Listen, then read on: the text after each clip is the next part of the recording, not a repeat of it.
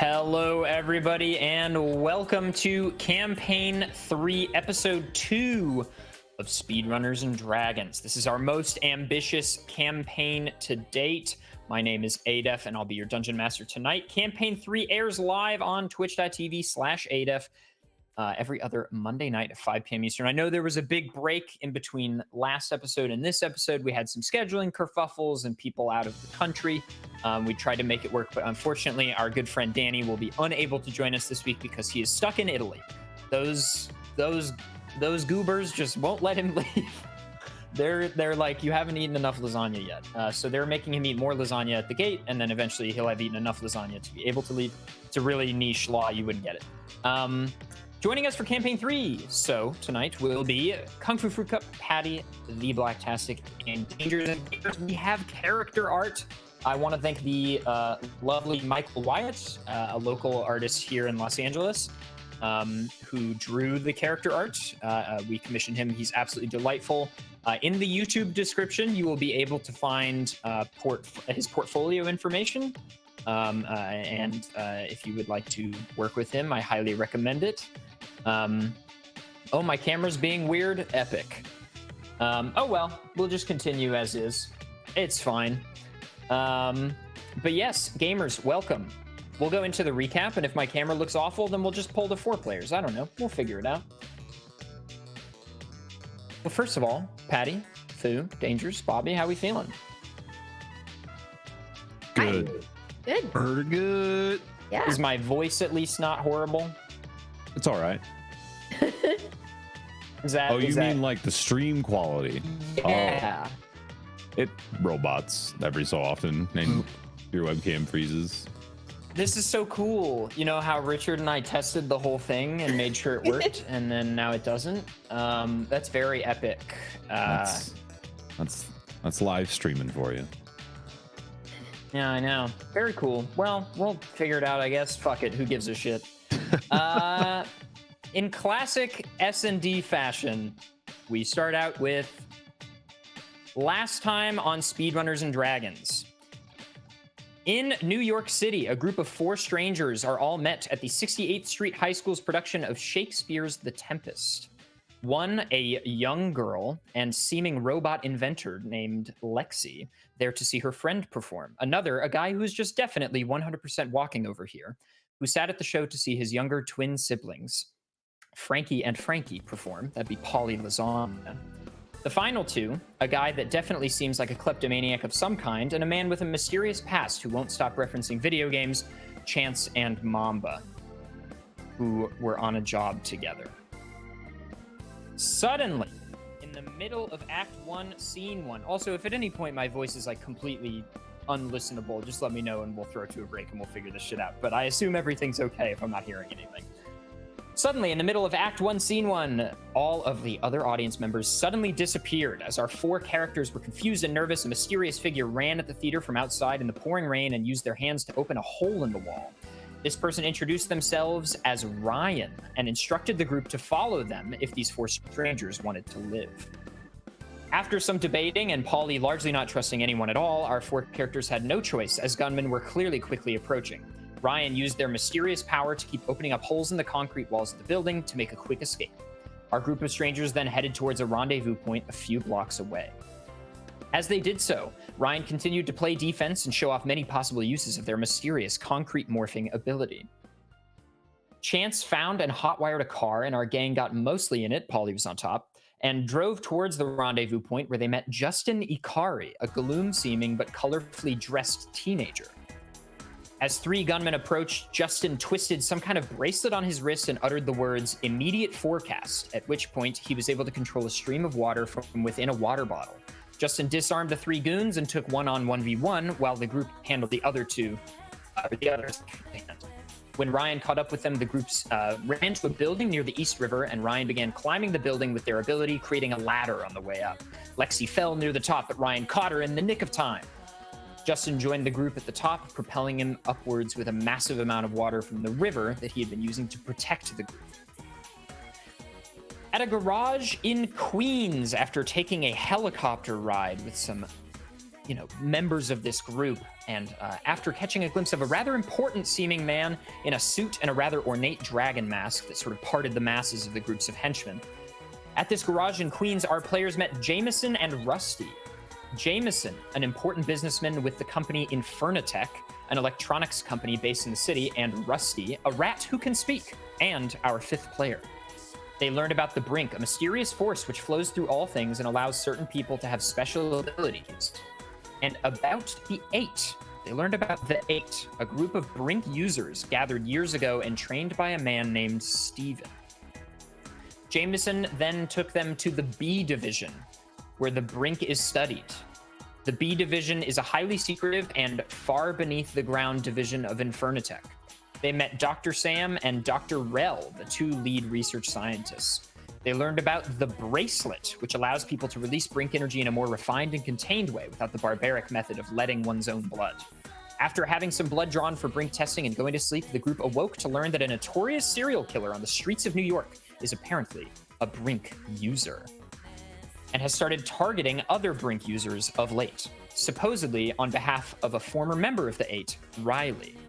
Our new heroes then got some Brink harnessing weapons and went out on patrol in search of said killer with Justin, who now seemed cheery as can be. Our heroes had their first taste of a real Brink battle versus a beefed up, Brink wielding version of a henchman from the previous day. As our heroes ran after Justin, who had taken off after seeing a silhouette of the killer, they arrive in an adjacent alleyway just in time to see Justin being stabbed. The killer, whose silhouette was all they could see, took off. Welcome to episode 2 of campaign 3 of Speedrunners and Dragons.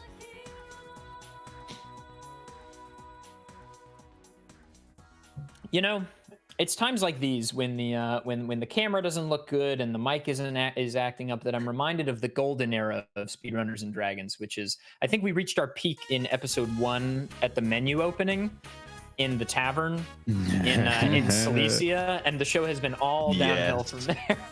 Yeah, pretty much. I can try. Hey, what's on the menu? Let me tell you. I love how my computer continued to stream somehow. Yes. And I called Patrick. This is the only person whose phone number I had, and I was like, "What is happening?" And it comes through on stream. You can hear me on the phone. Anyway, excellent. Well, there's the first excellent. Great. Starting off so early. So yeah, Danny unfortunately could not join us. Polly Lasagna is AFK. And we'll have reasoning for that. But we have the wonderful character art in the bottom right of everybody's screen. I'm in love with all the art. I think it's fantastic. And so there's also cool stuff. It should light up when you talk. That's a Richard special. Ooh, very nice. Yeah, very, very cool piece of technology. But nonetheless, so you've just you've run into this alleyway and you see Justin being stabbed by this silhouette, and the silhouette takes off. What do you do? Should probably change the music, huh? He just got stabbed. Death is dead.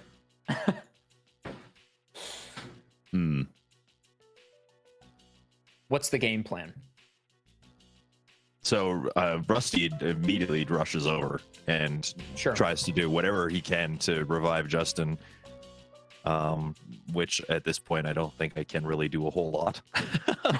let me have a look at that. Sure. Yeah, no, I don't think I have any healing unless Justin takes a short rest. I don't think he's taking a short rest right now. There's no resting. No, he's bleeding to death. I'm going to assist and be concerned. Sure. That's what I'm gonna do. Okay. Yeah. You go over, show your general concern. I'm sure he appreciates it. Good. And he's got these stab wounds. And could I have everybody roll perception for me, please? Fine. I'll play your games, Dungeon Master. Thank you. You're welcome. They're fun. Yeah. I hope so. Chance? 16. Oh, I forgot how to play the game. Yeah, fair. We'll start with Mamba. I have a 14. 14, excellent. Rusty, 9. 9. Lexi, 8. 8, and Chance, 17. 17. Okay. So those of you, so Mamba and Rusty and Chance, as you're looking over Justin's body, you catch a glimpse of something on the wall above him because he's sort of like slouched up against a wall. He's clearly been like pushed into this sort of like corner of this building. And there is a small marking in what looks to be blood. And it is a drawing of a square with an octagon inside. Mm.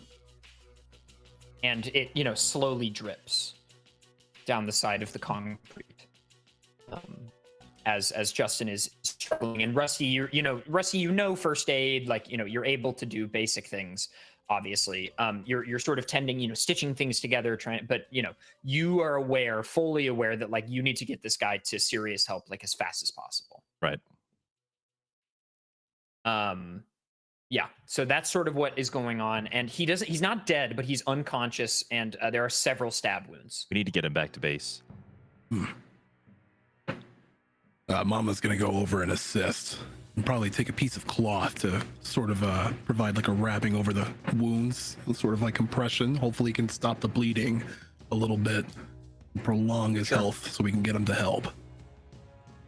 Can I see if there's anyone else around, like the scary sure. people?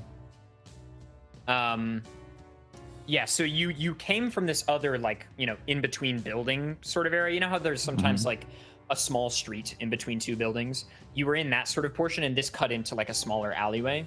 And as you walk out to try to pursue, or maybe, like get closer to where you presume the killer might have gone, you see a man jump down in front of you. An individual jumps in front of you. And he is, let me find him. This guy is wearing a cowboy hat, and he has not like an eye patch, but like a piece of cloth, like bandana coming over his eye underneath the cowboy hat. And he's got like annoying clothes on. Like, annoying is the best way I can describe it. Like, like if somebody were going to like a steampunk convention or something, but not in the sense that like it's poorly made. Like, this is nice cowboy clothing, and lots of black and dark colors adorn his clothes, and he's very handsome, like devilishly handsome. And the eye that you can see is a what color is it?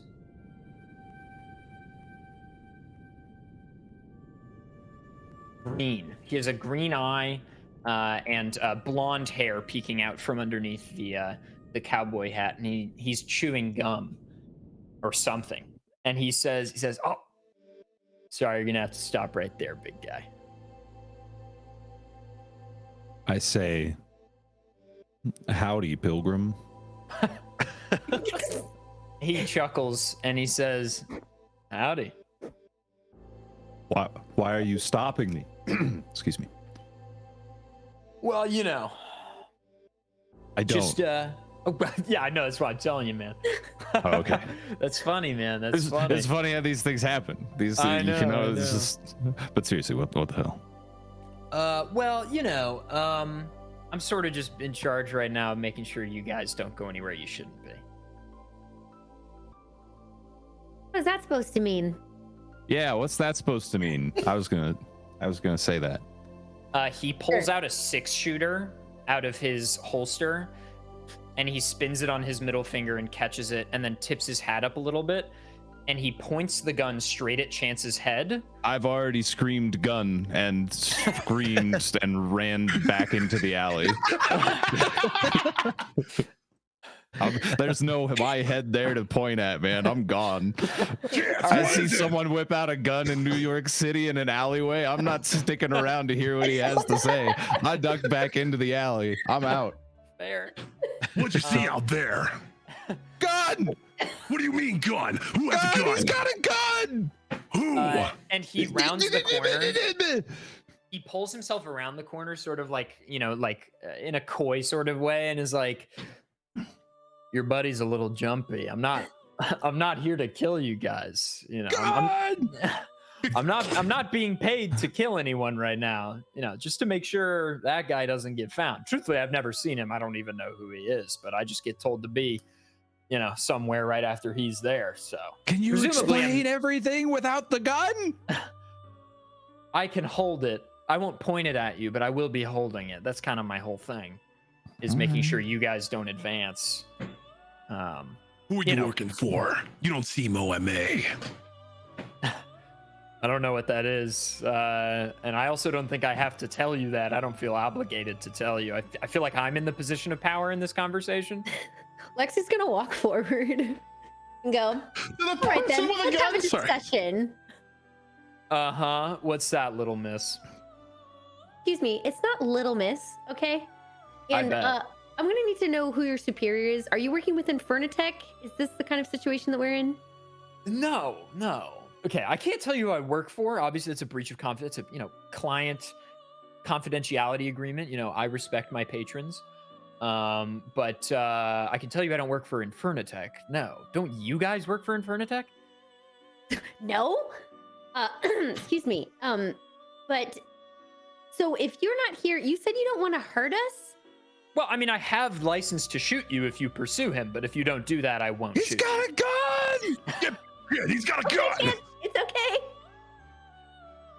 While this conversation is happening, may I Huh? ask a question to the DM? Yeah, sure. Can I see any other, like, New York's got a lot of bustling life and stuff going on. Can I see any other, like, across the street maybe, some, like, critters, some pigeons, some... Yeah, there are some pigeons hobbling about on the ground in the end of the alleyway. Great. While all of this is happening, all of this kerfuffle, this conversation, I'm going to quietly turn my wristband. Oh, yeah, sure. And whisper Ooh. flowers for Algernon while focusing on one of the pigeons. And I believe the pigeon has to make a intelligence saving throw. That's correct. Yes, Rusty has obviously been around longer, and has some Brink access. Cheater. Oh, I just dropped my brass. I'm so I dropped excited. my brass die on my foot, so that's fun. It's a good day for ADEF. It's a good day. It's going real good, you guys. Nat 1. Oh, great. Yeah. Then I guess it succeeds, which is Yes. excellent. So you in the snap of a finger, like after you say it, the ability check or whatever happens instantaneously. It's not a real thing, right? So it can't resist you. It's a pigeon. It also can't resist you. Your consciousness swaps, and you are suddenly in the body of a pigeon. Nice. And Rusty is like flailing around, no idea what to do, and Pecking he's the like, ground and stuff, like... trying to make noise, unsure what is happening. I'm gonna pick him up since I'm back where he was and put him in my pocket. Okay. It is Gently. It is writhing Gently. around in your pocket. Yeah. Yep. After I get adjusted to owning wings and stuff, I take off in the direction that I think this perpetrator has gone with my Okay, new sure. pigeon self. You are flying around the corner, and as you follow the alleyway and you follow where you presume he would have gone, it's been like maybe a minute at most since you saw him. You come out of the alleyway and sort of, the darkness of the alleyway gives way to sunlight, and it's a sea of people. You realize that you're at a bustling intersection. Not a sea of people, but there's a lot of pedestrians. Yeah. Any chance of me just kind of flying over and using whatever perception of the individual I had to sure. try and find him? Roll investigation. Sure. 10. I mean, you see a couple people that you feel like maybe look sort of similar to the silhouette you saw, but you really didn't make out many details other than he was like tall and slender. Right. And you can't say confidently whether any of them is the person. Right. Well, I'll continue flying, and we can go back to the interaction that's happening in the alleyway. Then I suppose. Sure. So yeah, Lexi, Mamba, and Chance, you're faced with this guy, and he's basically telling you, you know, I'm not going to shoot you if you don't pursue. Okay, well, we're gonna need some help with this person here who's kind of in critical condition. Yeah, cool. So I don't know if you are recalling what I just said, but I'm in charge of making sure this is what took place. So I don't really have a vested interest in this guy's life per se. So I'm just gonna go, and we're gonna pretend like we never saw each other, and you're not gonna follow him. It's been long enough now. He's probably gone. So I feel pretty good. So if you guys agree to go that way, you know, I'm not going to do anything. Again, if I were being paid to kill you, that'd be a different thing, but that's not what's happening. All right, she's gonna just kind of walk away and, I guess get out her phone and call 911. Sure. 911, what's your emergency? Hi, we have somebody who has been, severely injured here in an alley, and she can, like, describe where they are, as long as she's not interrupted. You hear a... Lexi? Is this Lexi? Yes, may I ask who's speaking? This is Jameson. Jameson, the guy from the first one? Yeah. Okay. Jameson, we have a critical injury here. Can we get help, please? Yeah, what's your location? That's a joke. I don't know why I asked that. I literally have it. It's on your phone. I'll be there. We'll be there. We're coming. And then you hear the line hang up. He hangs up right away. Okay, we have help. You know, they're coming. Okay, all right. And this guy is like, sorry, did you just make a phone call? You didn't tell me not to. Fair. That's fair. It's true. I didn't hear it. That was not in the list Just of demands. point and yell from the back of the alleyway. That's very fair. All right. Yeah. You're not calling to like go pursue the guy, right? Just to be clear. No. Okay, cool. Cool. And he's like, I feel like I should show some show of force just so like I am threatening, because I feel like I'm not giving off a threatening vibe. You have a gun. Yeah, but like that's not enough. And he's like, what? He goes, check this shit out. And he points the gun, and you could already feel some Brink energy emanating from him. Like, you're not all that experienced in this yet, but you could feel it emanating from him. Clearly, he activated his ability, like, long before he arrived. Or at least right before. And he shoots the revolver, and the bullet curves around all of you, and then strikes a pigeon that is fully out of his line of sight on the ground. That's, like, walking around on the ground, and it just, like, you know, it gets shot by a sixth shot. It bursts. This is not dangerous, by the way. This is not the bird. So uncalled for. So, okay, so now you think I'm an ass and it's a show of force. This is good. I'm gonna go. What? He just killed a pigeon. Yeah, well, there's like a million of them. For fuck's sake, just let him leave. You can say that about dogs. What is wrong with you? I wasn't shooting. It's a pigeon, man. They're feral. They were actually owned by people. Do you know nothing about pigeons? I don't care about that. I just shot one. I clearly don't have. I'm gonna go. I hate this. And he turns around and he knocks the 6-shooter on the wall, spins the revolver, you know, does the annoying, you know, breath of air to push the smoke trail that isn't there, and then puts it in his holster.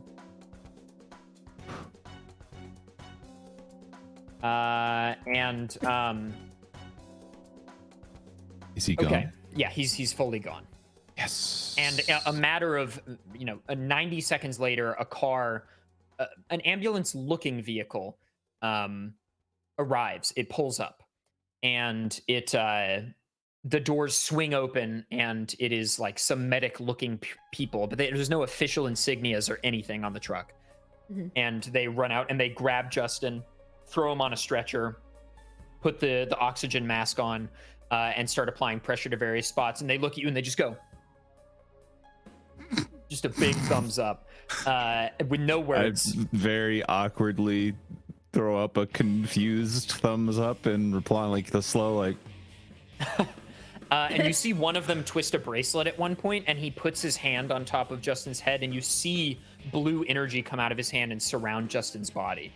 And then they put the stretcher into the truck, and the guy gets in, and then the car like gets out of Dodge, and pulls away. This is a good time for what we spoke about earlier. Yeah, I think if you wanted to go, this would be a good good point. Yeah, Lexi's gonna be like, okay, well, clearly we have intimidating people after us, so I'm gonna go upgrade Max, and I'll be back. And then she's just gonna leave. And Lexi walks away. I assume in a somewhat hurried pace. Like a quick stride. A jaunt.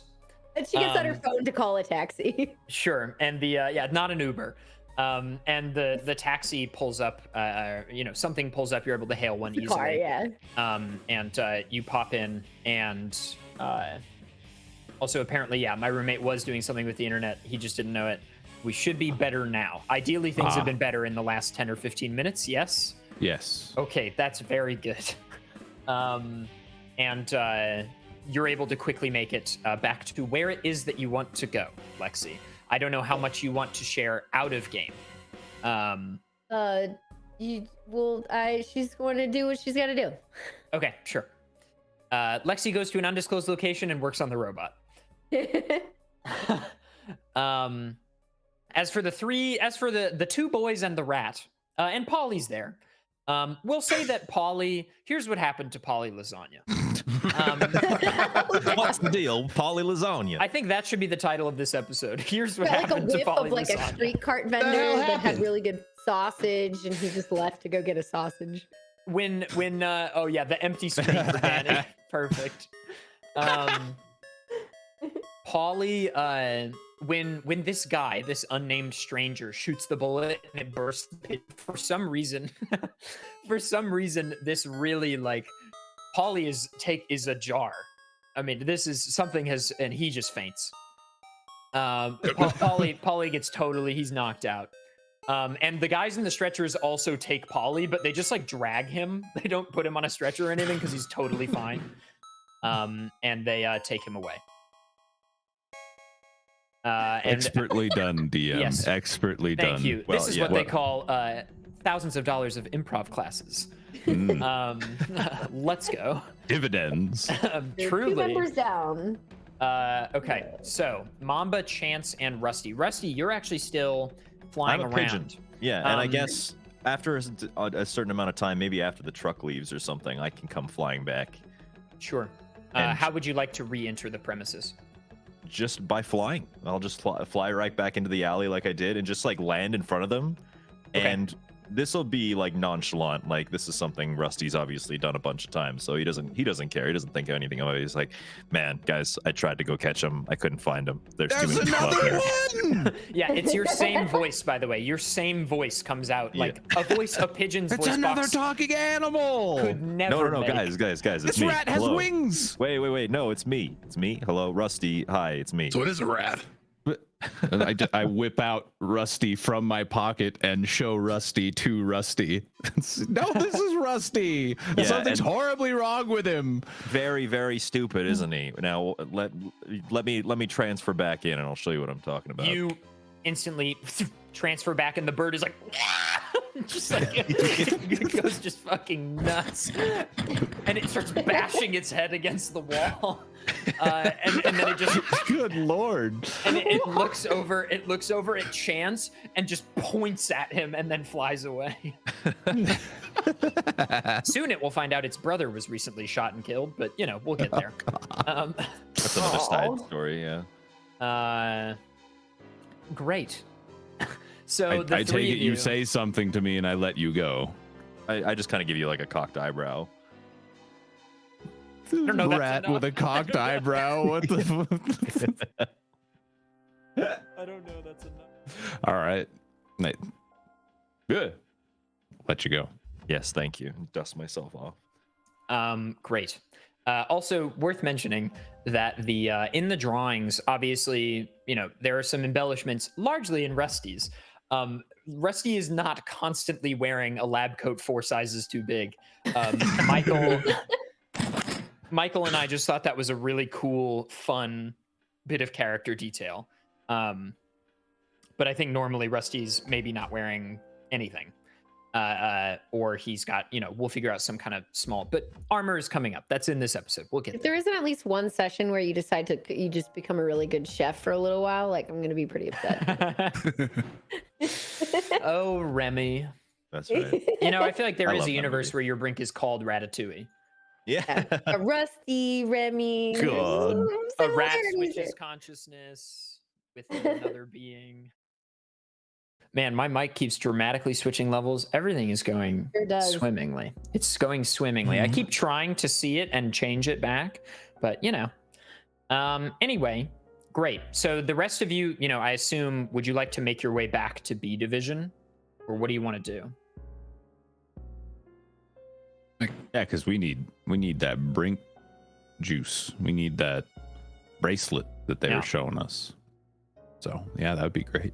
I am going to keep a mention of that drawing, or rather that blood drawing of the square with the octagon inside. Like, well, if I want to take a piece of paper and kind of like jot that down. Sure. Even though this might not be OMA, Take this a is picture with your phone. organized. We can do that now. Take what? Take a picture with your phone. We can do that now. Oh, yeah. Does Mamba have a phone? Does Mamba have a phone? Okay. Mamba pulls out a fucking iPad, Yeah, an that iPad he uses Pro. as a phone. It's like this big. That's got LOL. 3 megapixels. I mean, not that Nintendo much. 3DS with PictoJet. Burner phone. I can't let them track me. It's No, OMA. it's a Game Boy camera. There you With go. the little printout thing. Whatever, it works. Mamba This takes tiny- a tiny charcoal little- etching. Oh my god. LOL. We're already in just complete nightmare territory. I love it. So the rest of you make it back to B Division, and Lexi, we'll say you meet them there after maybe an hour or two. Okay, We'll so- you're a child prodigy. I think you can do it pretty fast. Yes, because his body was already all ready. So Okay, she's sweet. gonna walk. Yeah. When do you want me Lexi to describe it? returns, when she enters, there is a different looking but similar robot with her. So basically, he's gonna have the same kind of head because it was already kind of a head size. However, the little tiny limbs have been taken off, and instead he's been placed on a full size body and is now like actually large human size. Like, I like the dangly bits. I know, but that was not his plan from the beginning. So she's gonna walk in, and he's just following her around now. Looks like Scrappy Doo grew up. Metal Gear. The kid had a kid. Like, They're "Hi, I'm back. multiplying. We're ready now.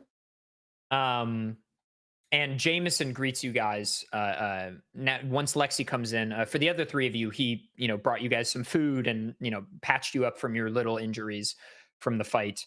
But when Lexi comes in, he's like, "Cool, we're all met. Lexi, are you okay?" I'm fine. I was able Okay. to go do what I gotta do. Max just needed his upgrade finished. Also, just note for you, ADF, Max Sure. has a normal voice modulator now and not Okay. like Just talks like a dude. normal ass dude. Love to hear it. Basically, just slightly like kind of like Maybe. Igus, like a male Igus. You know what I mean? Sure, like talking like this, Yeah. kind of, Yeah. like a little dull on the emotive inserts, like Correct. emotional inserts are a little dull. Yeah. Okay. Great.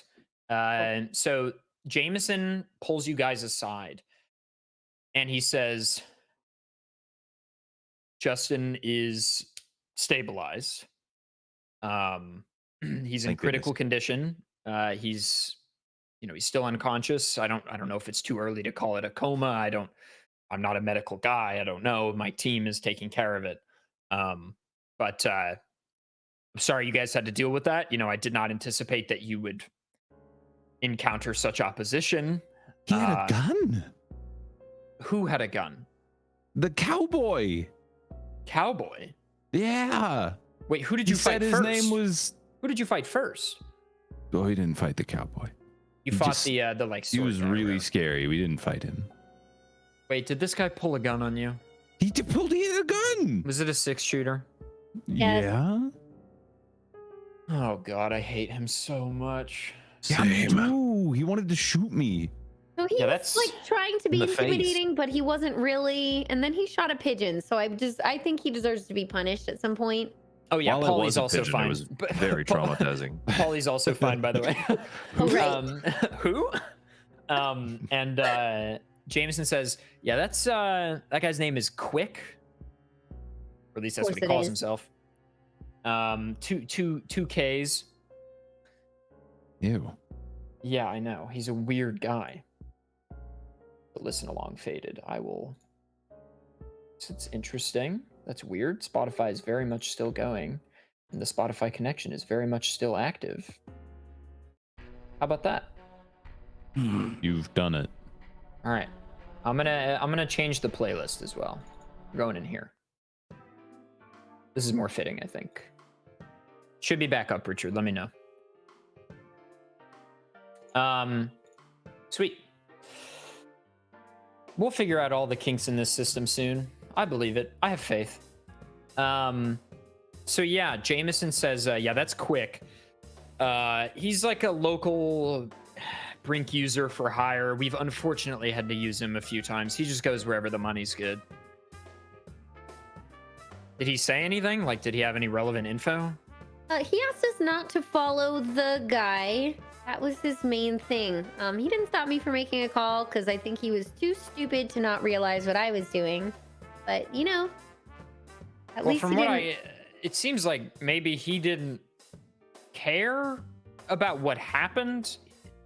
Quick is the kind of guy where he's only going to do exactly what he was told to do. Yeah, that So sounds about right.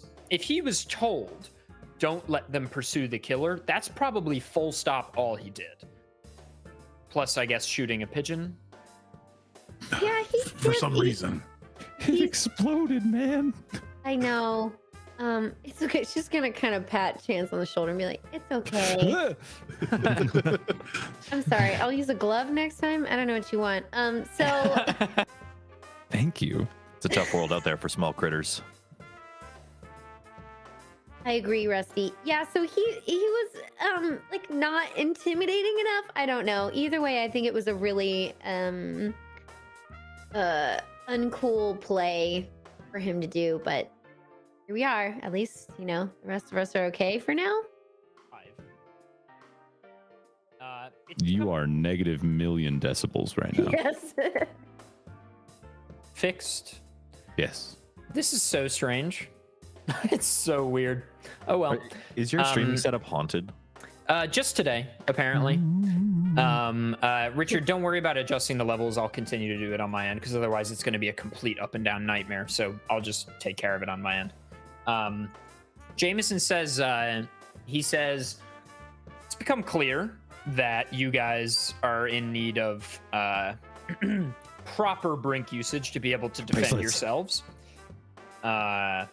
Yes, Chance, bracelets.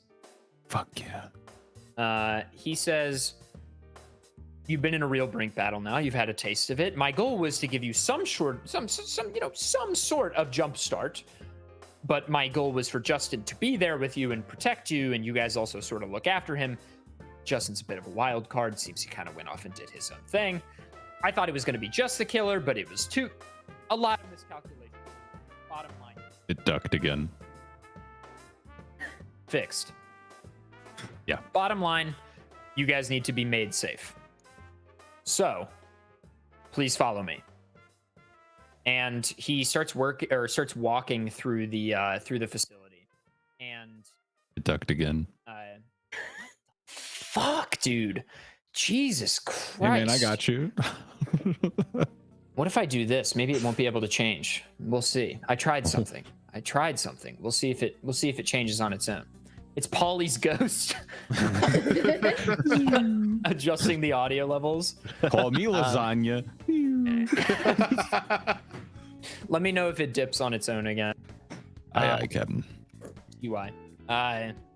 He walks over to the lab portion and goes over to Dr. Sam and Dr. Rel, and he says, Dr. Rel, please open door 13F. And she says, yes, sir. And she goes over to a computer and presses some buttons, and then he sort of motions at all of you to come follow him. And as you do, he says, we're going into the combat test chamber. This is where we train people to be able to utilize the Brink. Rusty has been before. Big stretch. Big stretch. Oh, big stretch. So far, so good on the mic, it seems. Yeah, you're Yeah, good it's for a now. little quiet, but it's better. Let me do that. There we go. You walk into this door, and you're in this big white room with padded walls, so you can be like thrown into the wall, you think. And it has like very like cool LED lighting, cool as in cold, not cool as in epic. No RGBs? Sick, dude. Sick. You're not gonna believe what heatsink I got in this bad boy. It's got a screen on it, man. It's got a mouse, keyboard. It's a big room. It's probably 100 feet across both ways, because you are far underneath the city, like below the subways. They've got like free reign down here. And probably with somebody's Brink ability, this is doable construction-wise. Who knows? I certainly don't. But when you enter the room, he presses some buttons on the wall, and a panel opens, and bracelets come out, and he tosses one to each of you. And he says, please place those on your non-dominant hand. And he begins to tell you a story to explain the bracelets and what they do and where they come from. He says, my mentor, Steven, was a part of this world-altering event that I never really got the full story of. He was kind of secretive about it. Some event that catalyzed the awakening of countless new Brink users. Steven claims to have foreseen these cataclysmic events resulting from this new awakening and sought out a man named Dominic D. Battaglia. There were those before Steven's time who had the Brink, and, you know, they were just few and far between. It was rare for there to be a Brink user. Dominic was an old and powerful practitioner of the Brink. He taught Steven about something called Brink dowsing. It's an ancient technique lost to time and kept alive solely through oral history of Dominic's people. And this is in Italy. Dominic is in rural Italy. Through this technique, Steven found the 8 of us, the 8. He believed that these 8 individuals, myself included, would protect humanity from some coming cataclysm. What he didn't foresee was that the danger was among the 8. Regardless, Riley and Gillian aside, during the few years we all trained together under Steven and Dominic, Steven worked with a local engineer in Italy named Alessandro. This man is a genuine genius. The two of them created the first prototype of the bracelet. It was designed as an elegant solution to a long-existing problem. Before the bracelet, one would have to open a wound or in some way let one's own blood in order to let the Brink energy flow freely. This is because the Brink itself was actually misunderstood. It was thought that the Brink and blood flowed in the same channels, like they were intrinsically linked somehow, but it's an impartial understanding. In reality, the Brink flows through many systems of the body, but just so happens to be most easily accessed through the cardiovascular system and the endocrine system. The bracelet, when turned, opens microscopic pores in your wrist, which give free access to Brink energy from the endocrine system, sort of the system that controls a lot of hormones in your body. This way is more efficient, it allows steady flow, and it's essentially painless. Now turn all your bracelets when you feel ready. I will tell you the sensation the first time you do it is a little strange, but you've been in Brink combat, so it shouldn't be too jarring. Also worth noting is if you leave the bracelet on for too long, it could kill you. Oh, how long? Like days. Like if you left it on for a long time, it would leak all the energy out of your body. And he said, After you turn the bracelets, and as you do so, you feel your Brink energy starting to flow out of your wrist.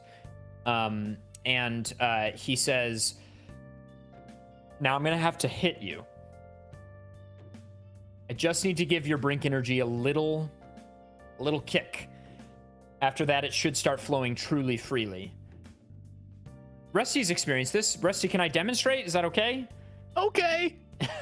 And for Rusty, he says, now you can harness Brink energy into individual parts of your body. The bracelet aids in this. You feel as Brink energy condenses into his fingers, and he flicks Rusty. And Rusty, bounces a little bit, but Rusty then, you feel an immense amount of Brink energy coming out of Rusty. And Rusty, that's all that happens to you because you've already sort of experienced this awakening. Right. But now, Mamba, he comes up to you first, and he puts his hand on your shoulder and he says, "Ready?" Ready. And he collects Brink energy in his fist and really just socks you in the stomach. And it's not that hard. It's not that hard. I'm just pointing and giggling. But as this happens, Mamba, in an instant, we go into Mamba's mind. Oh shit. And I'm gonna choose a different song here.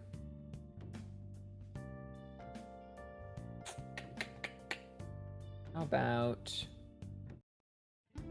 we'll go in here. We go into Mamba's mind. Or rather, specifically Mamba does. The rest of you do not experience this. Mamba, you suddenly, for you, it's just a very vivid vision that happens, in this real scale of time instantaneously, but for you happens over the course of several, moments. You jolt awake and you're in a room you think you recognize. And looking down at your hands, you're wearing different clothes. There's no bracelet on. And you find yourself in an OMA training area dorm room. And there's no art on the walls. It's concrete walls, tile flooring. There's a weight bench in the corner. And you feel trapped in this space. You feel almost suffocated by it. I was gonna say, do I feel like I awaken and feel in the moment, or do I know that I'm awakened in a dream somewhere? It feels like a lucid dream where you're sort of aware, but maybe not. It feels very real and you're kind of terrified. How would Mamba feel to be back in this room? Yeah. Yeah, he's incredibly, well, he's about to panic. He's testing out all, he's testing the hardness of all the walls or the bed where he woke up from. Like he wanted to escape from here and now he's back here. How do we get out again? Suddenly you see a door appear on the wall. What is that? Sick. No, they'll just go closer to the door. Sure. And as you grasp the handle, you feel energy flow through your body. And as you turn the handle and open it, there's just ethereal black and purple space flowing in and out. And as you take a step through, suddenly all of you who were looking at Mamba, he's not there anymore. And he's in the corner of the room, and he emerges from underneath a desk that was in the corner. I stop giggling and pointing. Okay. And Mamba, you feel yourself crawling out from underneath the table. Where was I just now? I think you just got shit out of a desk, dude. I felt like I was trapped in dark eco from Jack and Daxter.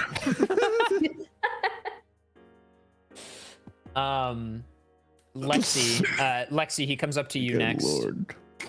And Eco? It does exist. Lexi, he comes up to you and he says, "I'll be a little less harsh with you." He says, "Ready?" Sure. He turns the bracelet, right? He slaps you. I know he's gonna slap. God damn it. He goes for a slap, and suddenly you whip from the slap, and as you turn back, you're in a lecture hall. And you're sitting, and again, it's this feeling of it feels very real, and you're not sure where you just were. You don't, the Inception line of you're never sure how you got into part of a dream, right? You just wake up in the middle. Mm-hmm. you're sitting in this lecture hall, and there are no students around you. And you've got a notebook in front of you, it's blank, and there is sort of just like an ambiguous professor at the front of the room, and he's darting stuff on the chalkboard, and he moves the chalkboard up, starts working on the lower one, and he turns around. And the gist of this lecture is he's talking about the Lorentz force, which is this physical force that talks about the interaction of electric waves, like E-field waves, and magnetic waves. And he's talking about drift velocity and how when magnetic fields, I'll just do something. He says, so when the magnetic field approaches the wire, or rather when the current flows through the wire, it induces a magnetic field around it. Now the Lorentz force can be used. And as he's talking about this, and you're starting to nod off, it's like, it's interesting. Yeah, Shoji knows all this. It's interesting, but you sort of know it, and it's sort of exhausting. And then the room starts to grow, or maybe you're shrinking. You're not sure.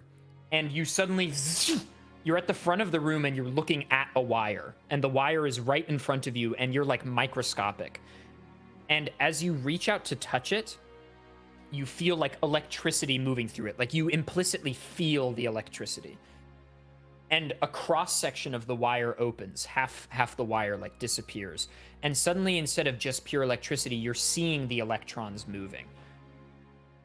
And as we zoom back out and snap back to reality, Whoa.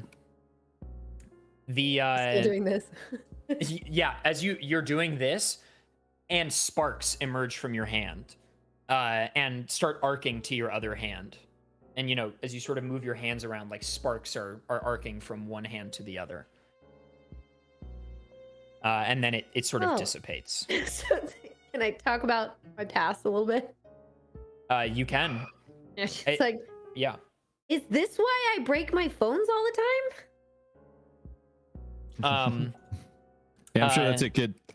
Jameson says, have you guys seen Harry Potter? Do you guys know Harry Potter? Yeah. Fucking love Harry Potter. Oh, Chance is a big Potterhead. He takes out like a Walkman with a Harry Potter on tape thing in it, and like these little foam headphones. I love Harry Potter, dude. He says, okay, you know how like wizards are described as like sometimes when they're young, before they have a wand to channel their power, like sometimes they do magic on accident? Yeah, it's like wet dreams, but with magic. Sure, Chance. I'll remind you there is a genuine child in the room. Eh. She's confused. She has no idea what that means. And he says, the Brink can be similar for some people. Not all the time, but sometimes little inklings of the Brink can come out before you know how to channel it. It's definitely possible and has happened in some people. Interesting. That makes a lot of sense. Yeah. And he goes up to Chance. And he says, you ready, Chief? Yeah. Uh-huh. And he really fucking hits you, like, hard. As he hits you, you lurch over. And as you rise back up, you're shackled to a police interrogation desk, in like an interrogation room at a police, precinct. And there's a detective smoking a cigarette across from you. And he says, this song's not quite right.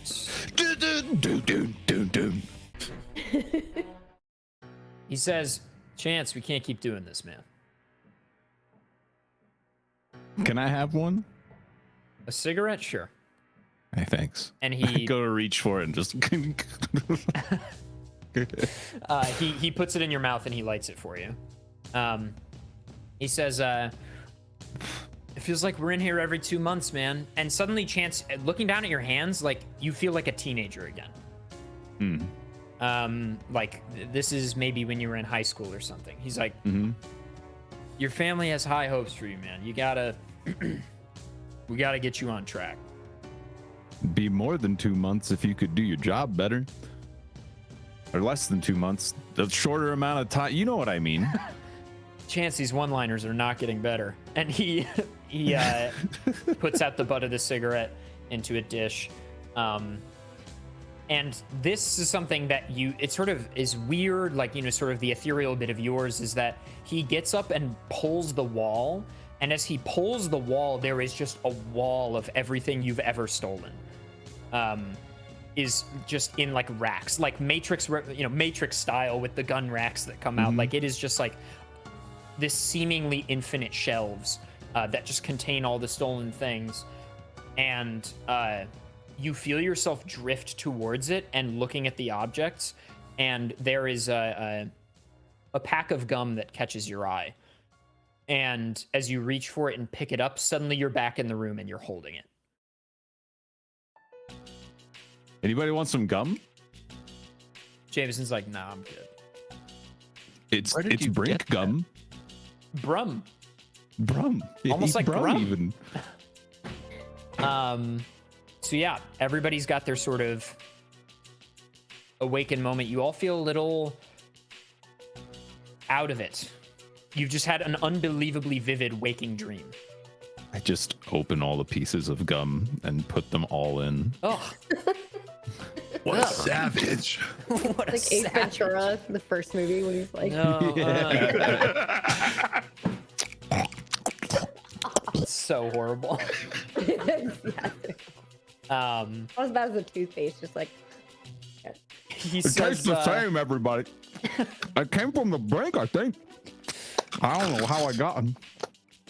he says, would I anybody can like get more. to? Anybody want more? Would anybody like to describe what just happened? It's a very personal experience. You can keep it to yourself if you want.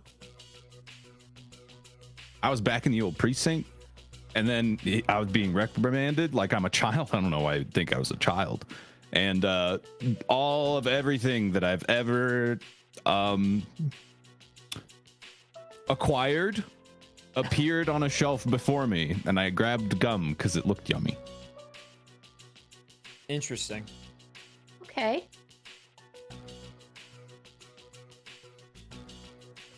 Well, I feel it's only fair, given that No one else? I've had to see all of yours, or you've accidentally shown me your Brink abilities.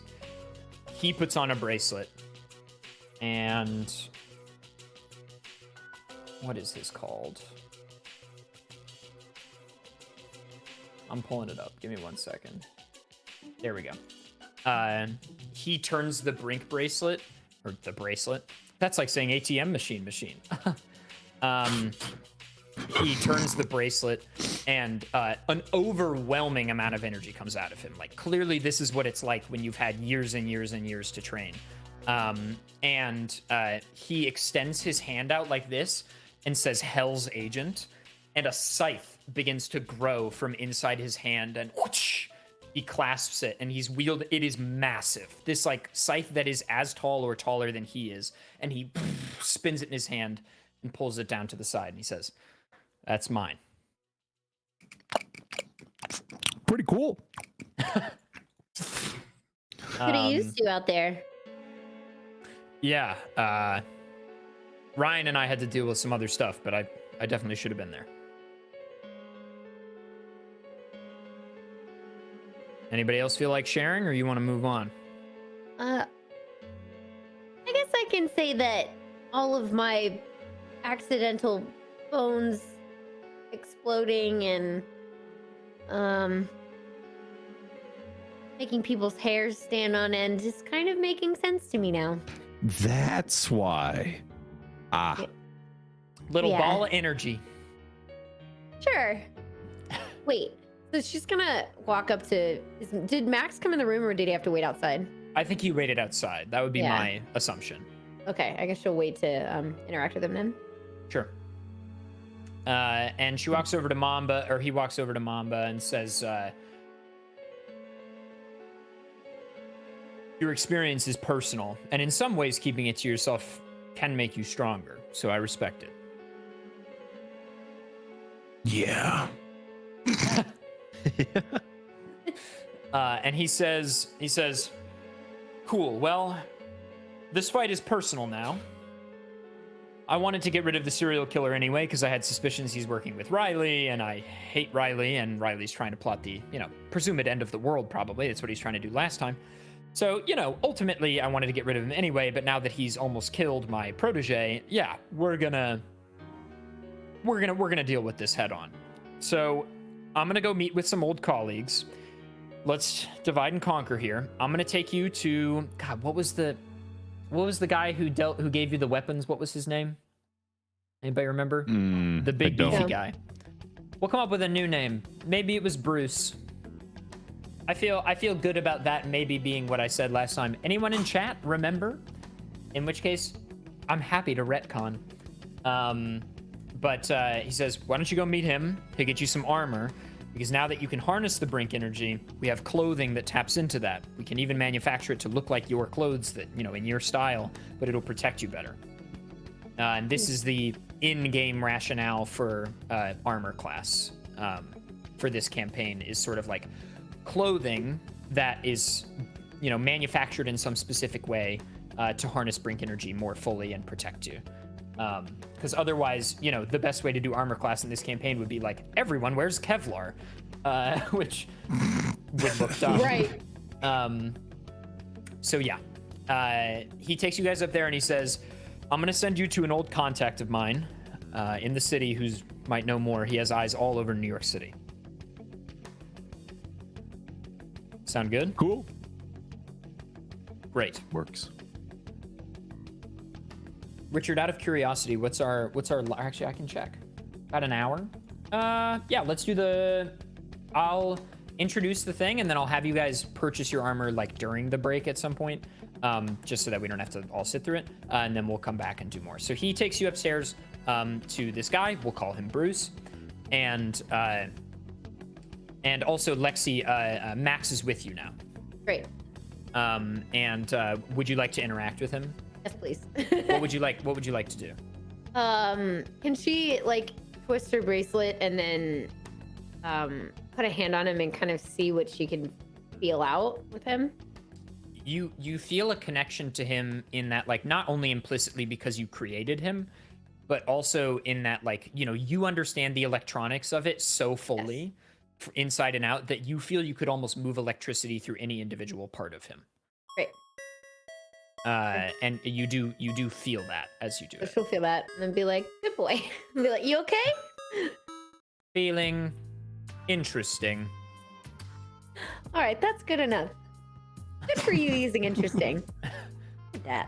Thanks. Thesaurus says, better version of word, weird. Good work. All right, she's good. Thanks. And this guy, who's now called Bruce, comes up to you guys, or rather you approach the front, and he goes, how'd the weapons treat you guys? Well, they were fine. They Until we stabbed Justin. Yeah. Yeah. Pretty Heard much. about that. That sucks. Yeah. And we Sorry came across a about guy with a that. gun. Pretty Oh. unfair.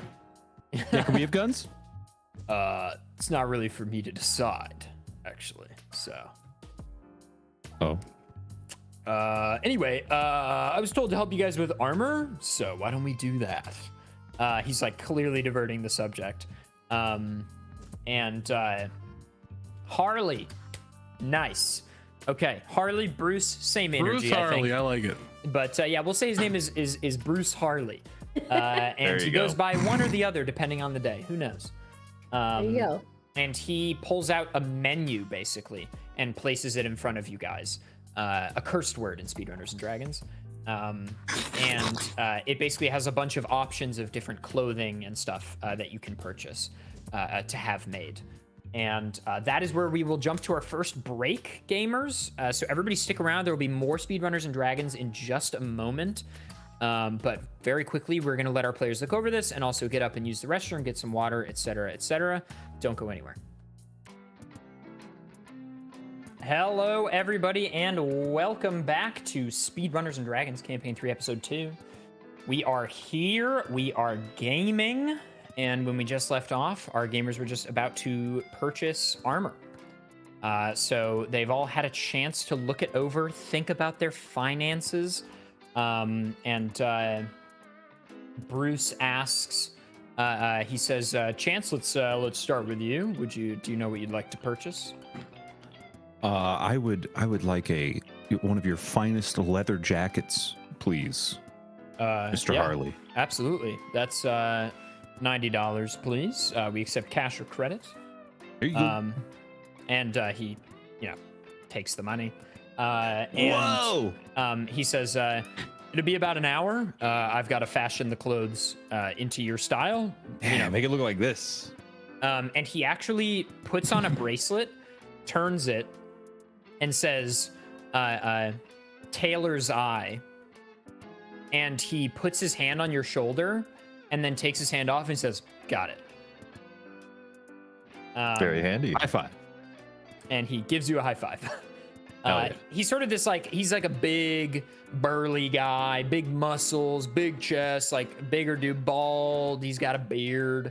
He's a big dude, like 6'4", 280, 290.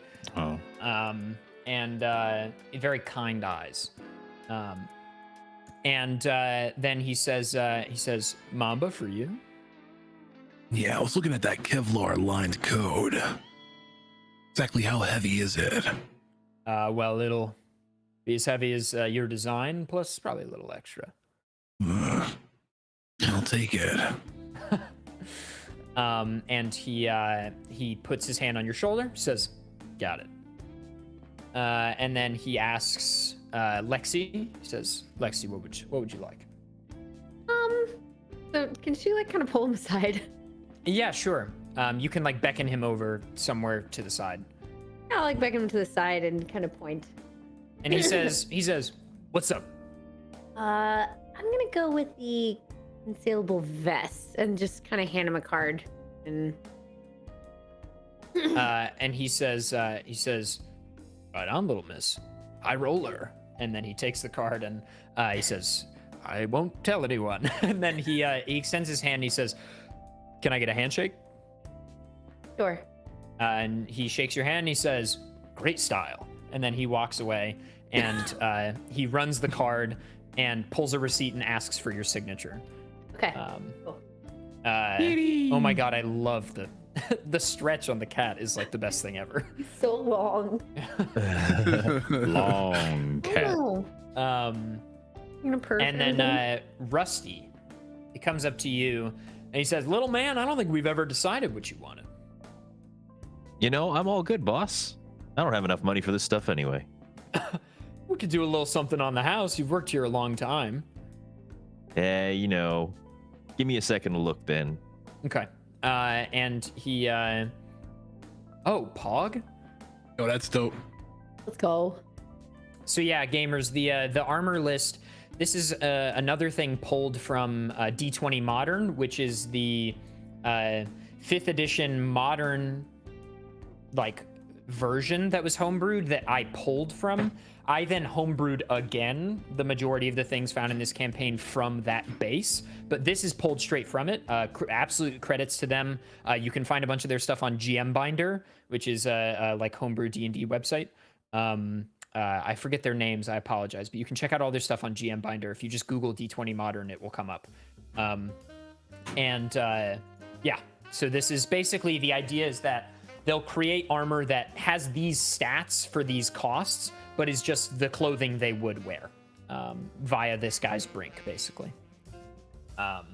And certain new technologies or whatever.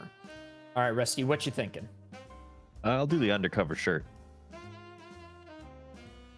The undercover vest? The light undercover shirt. Oh, light undercover shirt. There it is. Yeah. He says, right on.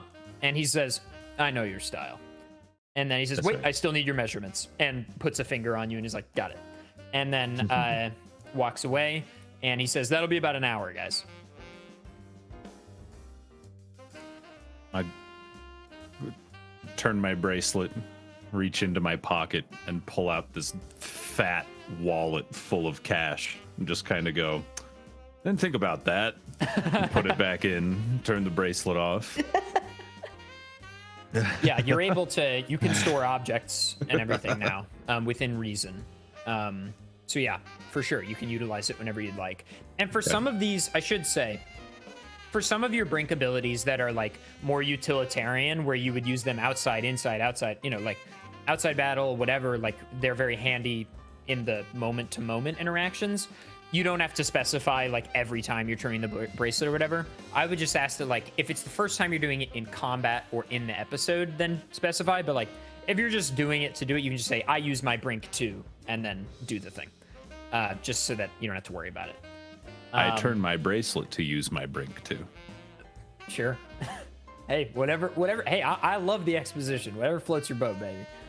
And Jameson is waiting. And, you know, Bruce's stall is kind of on this, like, upper level near the lab. And then the dorms are further down, like, where the mess hall is. And Jameson says, why don't we grab a bite while we wait, and then I'll send you on your way? And he takes you guys all to the mess hall, and he says, do any of you have any questions for me? I feel like I've given you a lot of information over the last 24 hours and not a lot of answers. So how can we work with these Brinks and make them stronger? That's a great question. Over time, the more combat experience you get and the more experience you get just using your Brink in any capacity, the stronger naturally it will become. It's like a muscle. The more you train it, the better it becomes. You know, there's not a lot of implicit direction. Kind of what Steven provided for us back in Italy for the 8 of us was just, we just used it all the time. And he created scenarios for us to train together, you know, sort of training exercises where we would be in combat against each other. But yeah, my best advice is just keep using it. Anybody else have any questions? So are we more Puppin Suds or X-Blades here? I don't know that reference. Brink. I'm still confused. What's the question? You never seen Brink? Oh, no, but I know of it. Wow, you gotta watch that. It's a movie, right? Yeah, it's like the best. 80s? It's one of the best. 90s. One of the 90s. best Disney Channel original movies. Anyways. I mean, Moving I've seen a on. lot of DComs. But that's one I've not seen. Personal favorite is Phantom of the Megaplex, but The Phantom of the Megaplex strikes again. Smart Home's pretty good too, I will say. It's It's also a little too real now, but you know, every time I use an Alexa, I think about Smart Home. So you kind of finish up your meal, presuming you guys don't really have any other big questions, and then head over and get your clothes so you can change your armor classes to be what are listed in the thing. Worth noting, if it says stealth disadvantage, make sure you note that. Anytime you have to do a stealth roll, you'll roll 2 and take the lesser, i.e. it's loud. It's like chainmail from previous campaigns.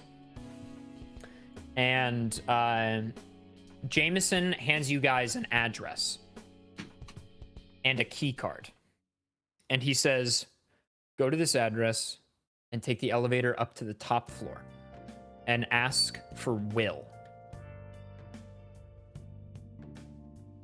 Will he be waiting for us? Yes, I will have called ahead. Fist bump. I'm good, I think. All right. And he says, try not to talk to anybody else on your way. I'm also ordering you a car so that you don't have to take the train. I just don't feel comfortable with you guys walking the streets right now. All right. And he sends you guys on your way. You take the elevator up the thing, fast travel, etc. And Like you the find old school Batman transition. Yeah. You find yourself in the financial district, which is far downtown. So we're talking lower Manhattan. It's like 1st Street through like 20th Street or something. Wall Street, basically, that area. And you're on the stoop of this skyscraper that clearly has a lot of financial institutions within it. And you walk in, there's lots of business people walking in and out. And there's somebody at the front desk that sort of sees this group of like 2 grown men and presumably Rusty's like in a pocket or something. I don't know. Maybe he's just crawling around. I don't know. It's up to you. On a and shoulder. a little girl. And is like, the woman at the desk is like, hi, can I help you? And there Yeah, are we're looking for Will. like walk-through scanners where you can like tap an ID card and it opens. You'd walk through to the elevators. Yeah, we're looking for Will. Fu, I think you are muted, by the way. Oh, right. Sorry. Rusty, you spoke. You're just squeaking. Where are you? On, we'll say Mambo's shoulder. All right, so you're on Mamba's shoulder, and she sees and she goes, Yeah, Alexa don't worry, I walk get forward that and a be lot. like, don't worry, he's trained. We're looking for a Will. Okay. She goes to the computer and she's like, there's lots of Wills in the building. Can I ask what floor? Floor 11, right? The top floor is all that you Oh, were top told. floor. It'll be on the top floor. Do we have like a? I'm sorry, I may have like misheard. Did he give us? You like have a key thing? card. You have a Yeah. key card. We'll show the and- key card because she took it. And she's like, oh, you have a key card. You don't have to talk to me. Okay, thank you. And then You could she'll just just- walk over to the elevators. You can just scan. Maybe I want to talk to you. Mama's just he's gonna take Rusty and just kind of like place him right in front of her face. Hey, how's it going? Nice to meet you. She picks up the phone and is getting ready. She dials a number and she's like, hey, I'm gonna take my break. And she puts like a "this stall closed" sign on her computer and just walks away. What's the matter? I just asked how your day was. Yeah, this always happens. You'll get him next leave. time, Rusty. I leave a cookie on her desk. Gross. Yeah. So yeah, It's gross, but I don't realize that it's gross. I Well, think yeah. I'm doing something very nice. I think there's a big lack of self-awareness in this group from everyone. Oh, yes. So I mean, I don't want you to have to like give away too much about your Brink, but I'm so curious. It reminds me of like Hermione's bag. The last Harry Potter book slash movie. Yeah, it's kind of like a Like Merlin's bag in Sword in the Stone. Hammer You space. fit It's hammer everything space. in it. Anything I've ever stolen, I can access Oh, and cool. put in and out of my pockets. Cool. I mean, that's thanks for sharing. It's cool. You're welcome. Great. I'm it's a very shallow character comparatively. Everyone's got like these backstories and stuff, and my guy's just. I made a character that's like, yeah, he steals shit. There's lots of time. There's lots of time. Also, for what it's worth, the spell is called an undetectable extension charm. But you know, that's how the bag she has holds all the stuff. It's also how the tents work in the Goblet of Fire. My character does love Harry Potter. So he would know this. But yeah, there's also a D&D item that does this too. It's called a Bag of Plenty. Yes. That lets you do essentially the same thing. Right. But that's in fantasy D&D world. This is real life. So yeah, you scan the key card and the little like thing opens for you guys to walk through. It's intended for one person, so you have to keep scanning it as all of you like walk through. And there's nobody there to check you on this because they're all just like weird group of people. And you make it to the elevators, you know, press the up button, it opens, and you get in, and there's somebody who's riding up from the garage below, and it's just like a business guy.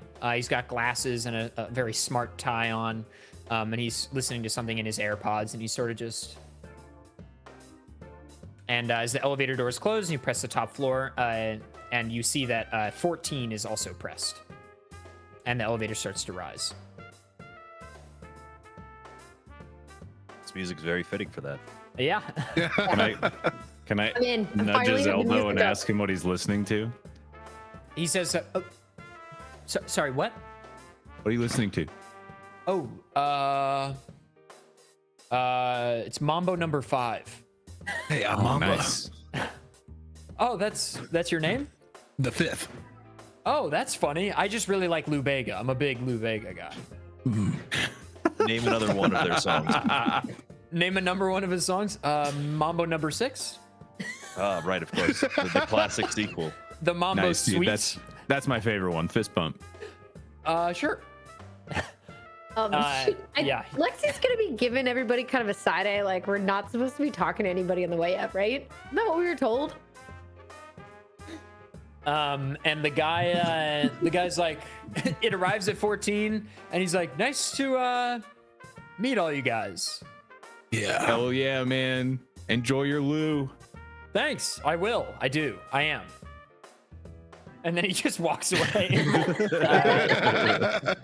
the elevator doors close, and you start going up again. He's a nice guy. He's a nice guy, right? He didn't He's a get nice freaked guy. out when I talked to him. That's interesting. Oh, you talked? I didn't hear Yeah. that. What did you say? I asked him what other songs that from that artist he liked. Oh yeah, he must did not- respond. That's true. He must not have looked. He must have just been so entranced by Lumega. He's just like, oh yeah. Rusty, other people can't hear Rusty, right? Oh wait, yeah, that's Unless they're right. Brink sensitive. That's Unless true. they're Oh Brink wait, yeah. Okay, That's well, true. yeah, we'll say he heard you anyway. Sure. So maybe this guy is Brink sensitive. He just might not know it or something. Yeah, that's right. I forgot about that. Only Brink sensitive individuals can That's why hear the and woman would have been understand freaked Rusty. out when he was squeaking at her. That's true. Oh wow, Foo's doing my job for me. Let's go. I thought you were treating it that way. Okay, never mind. No, I was treating it as she hears him speak. She heard a remembered rat that. speak English in a deep voice and had to go have a smoke or 7. That's why it's so funny to me that I'm like, oh, Rusty keeps trying to talk to people and nobody understands him except us. And he's Well, like, one of these times "Hello." they're gonna respond back, and it's gonna be like, "Oh, okay, we know." Hello. Right. Right on. You make it to the top floor and the elevator doors open, and you find yourself on. There is a sign that says W Hedge Fund. Can I and- take it? No, it's like in the wall. Like it's a. Can I try? Sure. You start pulling on the lettering, and there's a woman at the front desk, and she's like, "Hi, can I help you?" Oh, yes. Gonna Hello. come slap his hand down. Like, hello, we are here. Oh, Will. sorry, I didn't see you there. Yes, hello. We're looking for, and I'm still trying to pull off the W. We're looking for Will. Yeah, that much is clear. That's what the W is for. Are you with Jameson? Yes, we are with Jameson. Yeah. Nice to meet you. I'm Lexi, and she'll like. God, this is really on here. Hi, Lexi. My name is Jessica. It's nice to meet you. He'll be right with you. He's just on a call with a client right now. So thank you. it'll be a minute or two. But he'll come out and get you when he's ready. Just gonna kind of go to sit down and look at Yeah, there's everybody lots else, of like, chairs to sit in, waiting room area chairs. It's a very nice office, very posh. Like, it's a one-floor hedge fund. Like, it's the kind of thing where a couple of people run this operation and they all take home fat paychecks. Can I look around to see what is pillageable quickly, since it's so posh? There's lots of magazines and pens, but they're like architectural digest. Like, they're nice, thick, design magazines. I'm gonna take one of the pens. Okay, it's a fountain pen. Ooh. What kind of chairs are there in like the waiting area? They're like the kind that you would never buy for your home, for your living room, but you always expect to see in a place like this, which is like you sink too low in it. Like the butt like touches the floor, but it's like a big red chair where you're like this. You know what I'm talking about? So you suppose that these chairs have like little nubs for like legs screwed onto the bottom of them? Yeah. Okay. You're on one of those, I presume. Well, I was gonna come up with an idea while we were waiting, but keep going. Sure. No, please. But yeah, so you're sort of sitting there for a while. Chance, you do see a guy walks by and he's wearing a Rolex for what it's worth, and goes into the bathroom. I would like to get up and go into the bathroom. Sure. It's all of a sudden, I have an overwhelming urge to use the facilities. You enter the bathroom and it's like urinals on the left and then stalls at the end. Where's he? It looks like Describe in detail what he's doing. he is holding. He's at the furthest urinal, like the one that is up against the first stall. As is customary when you're the first in the bathroom. The Yes, of furthest course. one from the You door. take the furthest, and then the next gentleman that enters either takes 2 over or the furthest the other way. I This is take the well furthest known. the other way since it's closer to the door. Okay, sure. And pee. Sure, you're doing your thing. He finishes, zips his pants, is doing his belt, and walks over to wash his hands. I finish right then as he walks past, and I bet you do. and while he is, how many sinks are there? There's 3 sinks. I'm gonna go to the sink next to him and real Bold. quick do like the water in hands, and then I reach way across him to grab some towels and go for his watch during the awkward physical kerfuffle at the sink. Roll sleight of hand. Yes, sir. I believe that'll be, what is that? Dexterity? Okay. 10.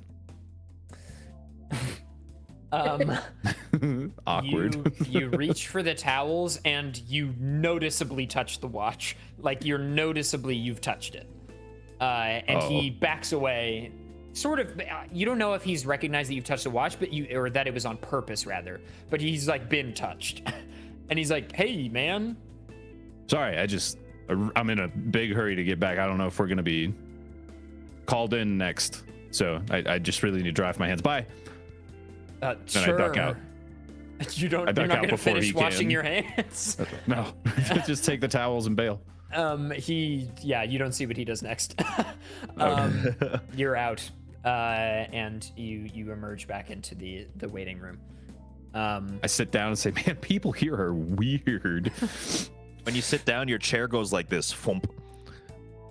Thump? Yeah, Like tips over to the side. Oh. Like he falls? I guess I No, topple it just tips over. over, like, you know, like when your chair's uneven on It the just floor, right? thumps sure, a little sure. bit, and I'm like off kilter. Yeah. And then I come up to you and I hand you the leg of the chair. I'm like, here. Sorry, it didn't go so well in the bathroom.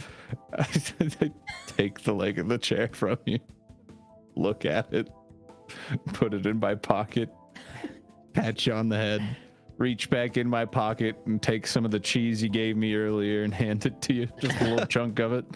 It's like dried up a little bit. Like... Rats can eat anything. Yeah. Oh yeah. LOL. I look at Mamba and just kind of whisper, "Gave me a chair leg." Yeah. Oh my god, we are going to get kicked out. Do you want the chair leg, little miss? No. It's a good one. Put it back. Hey, that was for you. You keep that. Oh, okay. All right. The stern dad. that was for you. Hey, That was you for know you. better. All right. Okay. We didn't order this to share. Oh my god. At that, a young gentleman walks in, and he's not wearing a jacket, but he has this sort of like pennycoat insert thing with a tie going into it. He's very like, it's a very nice clothing, like clearly high-end suit materials, and a nice dress shirt and tie and everything. And he's got sort of messy, dirty blonde hair. Like it looked a lot like what my hair looked like when it was long. If you remember back during like campaign. Ew. Yeah, exactly. But he's like hot, crazy. No. And he's like 27. Wait, I have an actual age on him. Hang on. He looks about that age. Oh no, okay. He is. He's like 22 or 23. And so I guess this is me. And he Oh no. he walks up and he's wearing an incredibly nice watch. And his sleeves are rolled to just below the elbow. Like nutty nice watch. And he puts his hands in his pockets. He's like, "Hey guys, would you like to step into my office, please?" Yes, thank Are you. you Will? Yeah, that'd be me. Lexi I will. walk up to him and be ready to go. Excellent.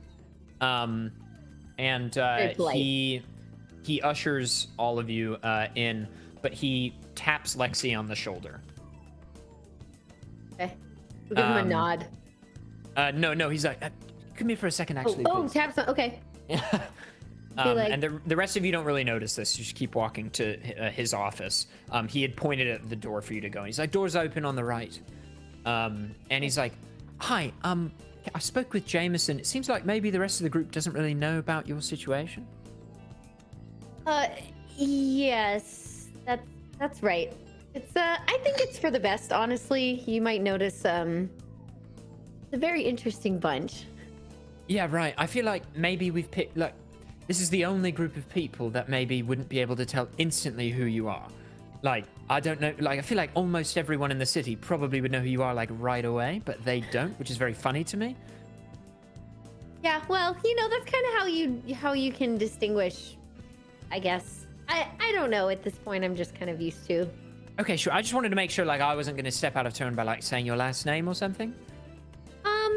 Let's keep it the way it is for now.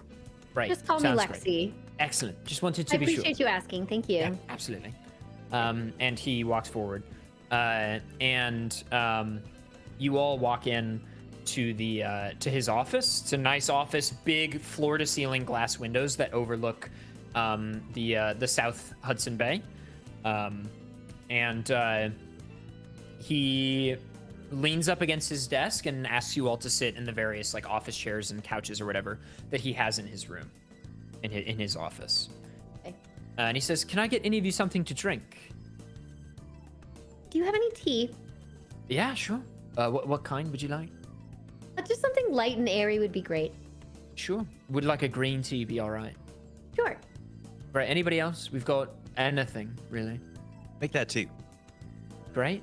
And Mamba and Chance, I believe. Keep in mind, is he Brink sensitive? Yeah. Will knows of Rusty. Oh, okay, great. Okay. Rusty, you've never met Will, but you're like aware of him. Yeah. You don't really know who he is, but you know he's somehow affiliated with Jameson. And he What is time of aware day of is it? Rusty, so he can hear him. Yes. Okay. It is probably like 2 or 3 p.m. Yeah, I'll have a beer. Excellent. And for you, my friend, pointing at you, Mamba.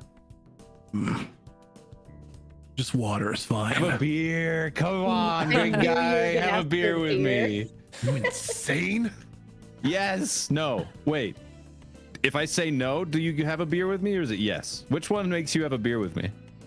Come on. Hello, kitten.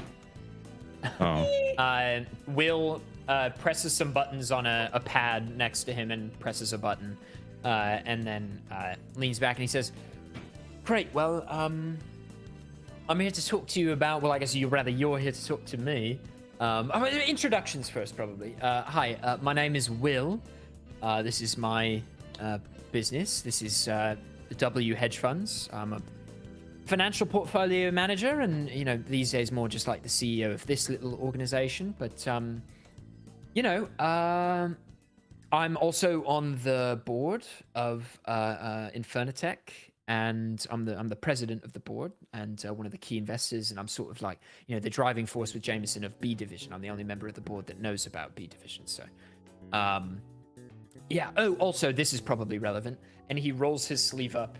And there is. Wait, Lexi would know of him as well then at this point, right? Yeah. Yeah, You're aware of him, since he's on the board, but you've never like, he's not the CEO or like affiliated Right. with the organization.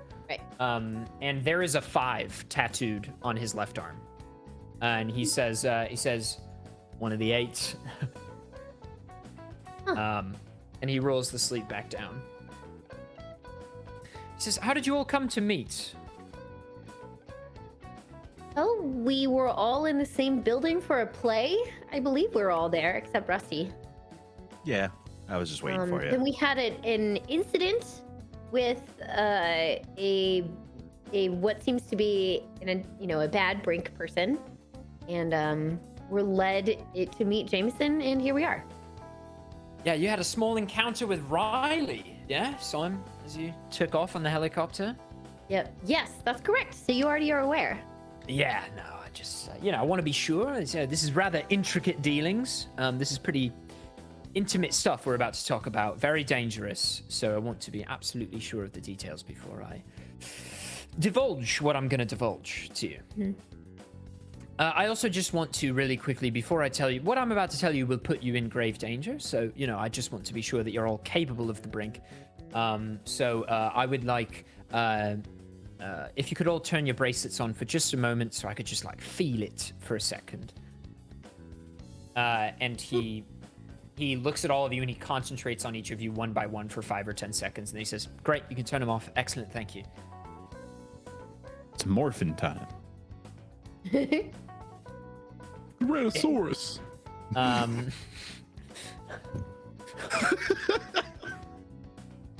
I love how all the Morphin Rangers are like Tyrannosaurus, Stegosaurus, and then the Pterodactyl guy's like Pterodactyl. Yeah, they're like one of them's always like crazy. I love Power Rangers. Yeah, so he says being in the position of power that I am in and having the influence that I have, you know, I've got cameras and eyes and ears all over the city. You know, I got to know about the trades, but also because I'm involved with B Division, I'm sort of always trying to keep track of everything going around the city, especially with the killer on the loose that's targeting Brink individuals. Nonetheless, because, you know, Justin just got injured. Love that kid. Kind of a shame, really. So I'm here to give you information if I can. You said you saw the killer, or I heard you had seen him. Did we? We got like a glimpse of him? You saw like a silhouette. As he was running away. Didn't Yeah. get to see his face. Right. He was scary. It's kind of consistent with that, actually. It's really intelligent, whoever this guy is. Seems to be tall, lanky, very thin, and very fast, and very good at what he does. It's made it difficult to track. But we have some connections. Was there anything at the scene of the crime? Anything unusual? Well, I was gonna take out the little picture that he took. I guess we'll say it's of his phone. Sure. That blood drawing insignia of the square with the octagon inside. Sure. Forgot about that. He takes a look at it and he says, "Excellent, yes, thank you." And he hands you the phone back, Mamba. And he turns around and he goes over to his desk and he opens a drawer and pulls out a sketch pad. And on the sketch pad, he has like pasted in pictures. He's like taped in pictures. And he says, pretty consistent insignia, just seems to change a little bit over time. It's been a new addition. The killings that were just killings, like just normal people, were just squares. But it seems as he started killing Brink sensitive or Brink user, you know, sorts of people, he's been adding shapes inside the squares. I don't really know what to make of it, but maybe you can do something with this. And he hands you the notepad, and there, on the first page, as you flip back, there is like writing of, you know, killing of X person or whatever. That's not really that important. And the location, and then a picture of the first one is a square with a line, and then a square with 2 lines, and then a square with a triangle, then square and square, and so on, up to octagon. Okay. He says, seems to be they might be incrementing somehow. How many numbers do you all have on your arms? There are 8 of us, the 8. That seems very correlated. Perhaps, but none of the 8 have been targeted yet. Yeah, very In interesting. fact, this is the first person that's like actually affiliated with a member of the 8 in any conceivable way. And it might have just been wrong place, wrong time. We're not really sure if he's seeking out these Brink sensitive people, or if he's lurking, waiting for someone to come round that is Brink sensitive and then choosing that person. We're not really sure. Side note, we didn't establish this since you haven't reacted at all, but is Max with the party? I would assume he would. Yeah, I guess so. I guess it's not any weirder than any of the other shit that is going on. They'd all be like, okay, there's like a 2 dudes, a girl, a rat, and I a feel like robot it now. would make sense if there were a way for him to compress. Like fold in on himself. Yeah, to like go in a backpack and then you can like him. I'm Maybe fine he's with a that. transformer. I'm fine with Can he that being a transform thing. into something? I'll have to, Exactly. yeah, I'll have to think of what that could be like, because I did not picture that being I did not Oh, picture you know that being what? viable. What if he can morph into the previous shape?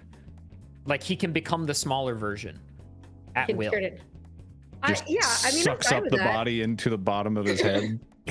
Yeah, why not? To be ahead with let me picture how it would be. We can, Sure, yeah, can we don't make have to him- decide right now. Yeah, it's pretty intricate, so I think it'd be pretty tough to do that. But I can definitely think of a way where it could work. Sure. Okay. And he says, right, so really the big thing is I need you all to keep your eyes and ears open to see if, you see anything shady. But the weird thing, here, check out this surveillance footage. And he pulls down a projector and, turns on a remote, and the projector sort of goes up onto the light hits the projector, and you're seeing surveillance footage from various cameras around the city of the various killings. And he said, I may have accessed some of these cameras through somewhat nefarious means, but it's for a good cause, yeah? So, actually, can you hold on 1 second? And he picks up the phone and dials an extension and pulls up the phone. He goes, yeah, hi, Trevor, could we get an update on the yen? Could we get an update on where the yen is at relative to USD and British pound for just a second? Has our tea arrived yet? It's coming in a second, sorry. Oh, that was me asking out of character. I didn't mean to bug him on the phone. And he says, Shush Yes. you for asking. Yamaguchi-san's trade deals largely with the, if the currency's not right, he's not going to make the deal. So if you could just please just double check on it, triple even. And then if you could handle the other side, I'd really appreciate that. I'm kind of busy for the rest of the day. I would like to give Rusty more cheese because I'm bored. Sure. The character's bored, I mean. There you go. And Will says, thank you.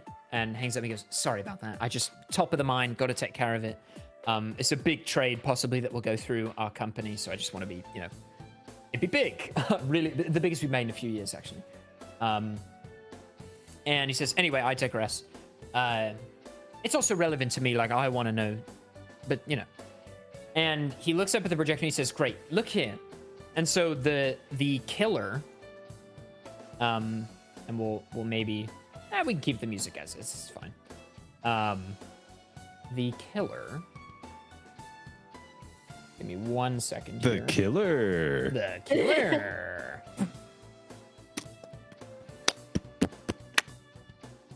Murder. Murder. Wanton destruction. Okay. Narrating over the music. Yeah. The guy, you see like just his back, and he is stabbing this person and then flees quickly after drawing the shape. And Steven says, it seems like all of the crimes are consistent. He arrives, pulls them somewhere where they won't be seen, and then he stabs them. Seems to be his modus operandi, stabbing. And then he draws the shape. Oh, we can't have this. This is not music we can have. It's a great song, but it is copyright. They're all copyright, but this is video game music, so we can somehow get away with it. LOL.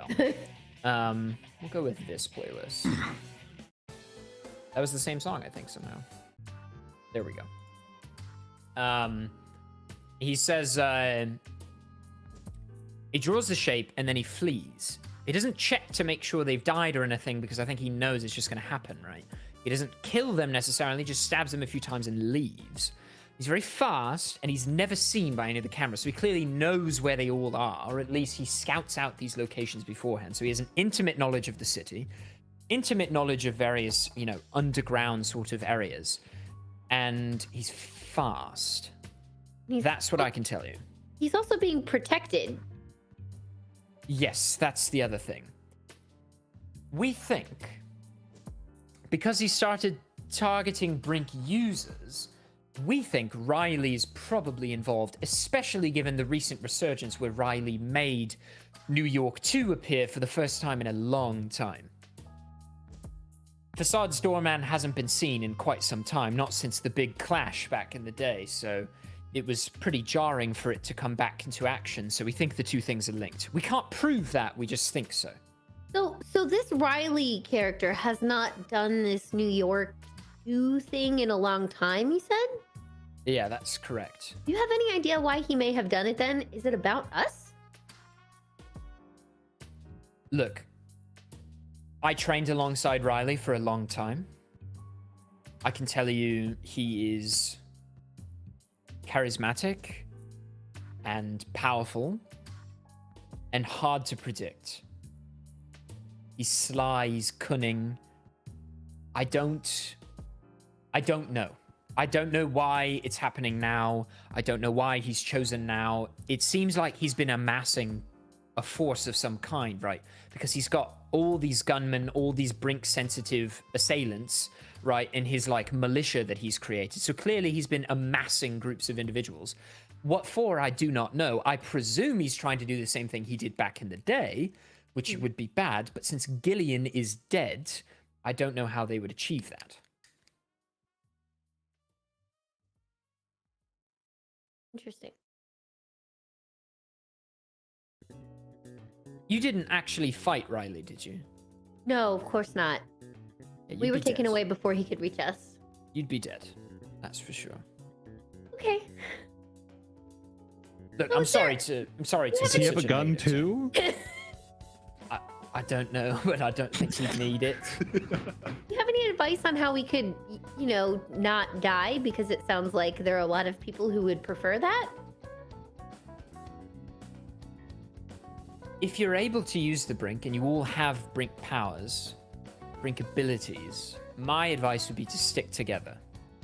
There's strength in numbers. This killer clearly targets individuals, not groups. Justin probably would have been fine were he with you, because this killer's number one thing is not to be seen. Oh, that being said, there's one more thing I should show you that doesn't really make sense. And he flips through a couple more, you know, like CCTV camera footage files, and then he finds, he's up, this is the one. This killer is different. It's not a Brink user. I went back and scoured through city footage. I had one of my assistants work with me too. She was not happy about it. Had to watch countless hours of people being killed. Well, not countless hours of footage to find people being killed. Nonetheless, it was some. Not great. There's one killing from before it was Brink users, from when it was just normal people. And the killing is consistent with the mode of all the others, but it's not a guy. It's the only one that's different. And he plays the footage, and it is a shorter woman. But everything else plays out pretty much exactly the same.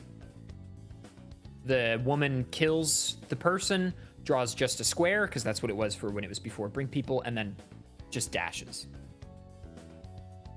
He says that's the only one that's different. All the rest look pretty similar. We know that the guy's like 6'4", 6'5", 170, 160 pounds. And he clearly has intimate knowledge of security systems. But this was different. Because it was somebody else. Somebody else, but the killing is exactly the same. I've even tracked the motion. It looks so similar. Spooky. So what's the motive Very. here? What's the motive? Well, before it was Brink users, it was all young women that were being targeted. But now it's really anybody that's Brink sensitive. You think that's Riley's intervention? I think so. My inclination is that the shift towards Brink sensitivity, and this is just my theory, is that Riley is trying to get people who could oppose him off. So He we have to doesn't end want this what game. happened last time to happen again. I know that the 8 is probably being specifically targeted, if I had to guess. I think that's a reasonable assumption. What's so funny, Patrick? I may have misheard it, but I'm pretty sure you said he's trying to get them off. I think that's exactly what I said. I am 13 years old and just barely allowed to be on this website. We need to like swap characters or something.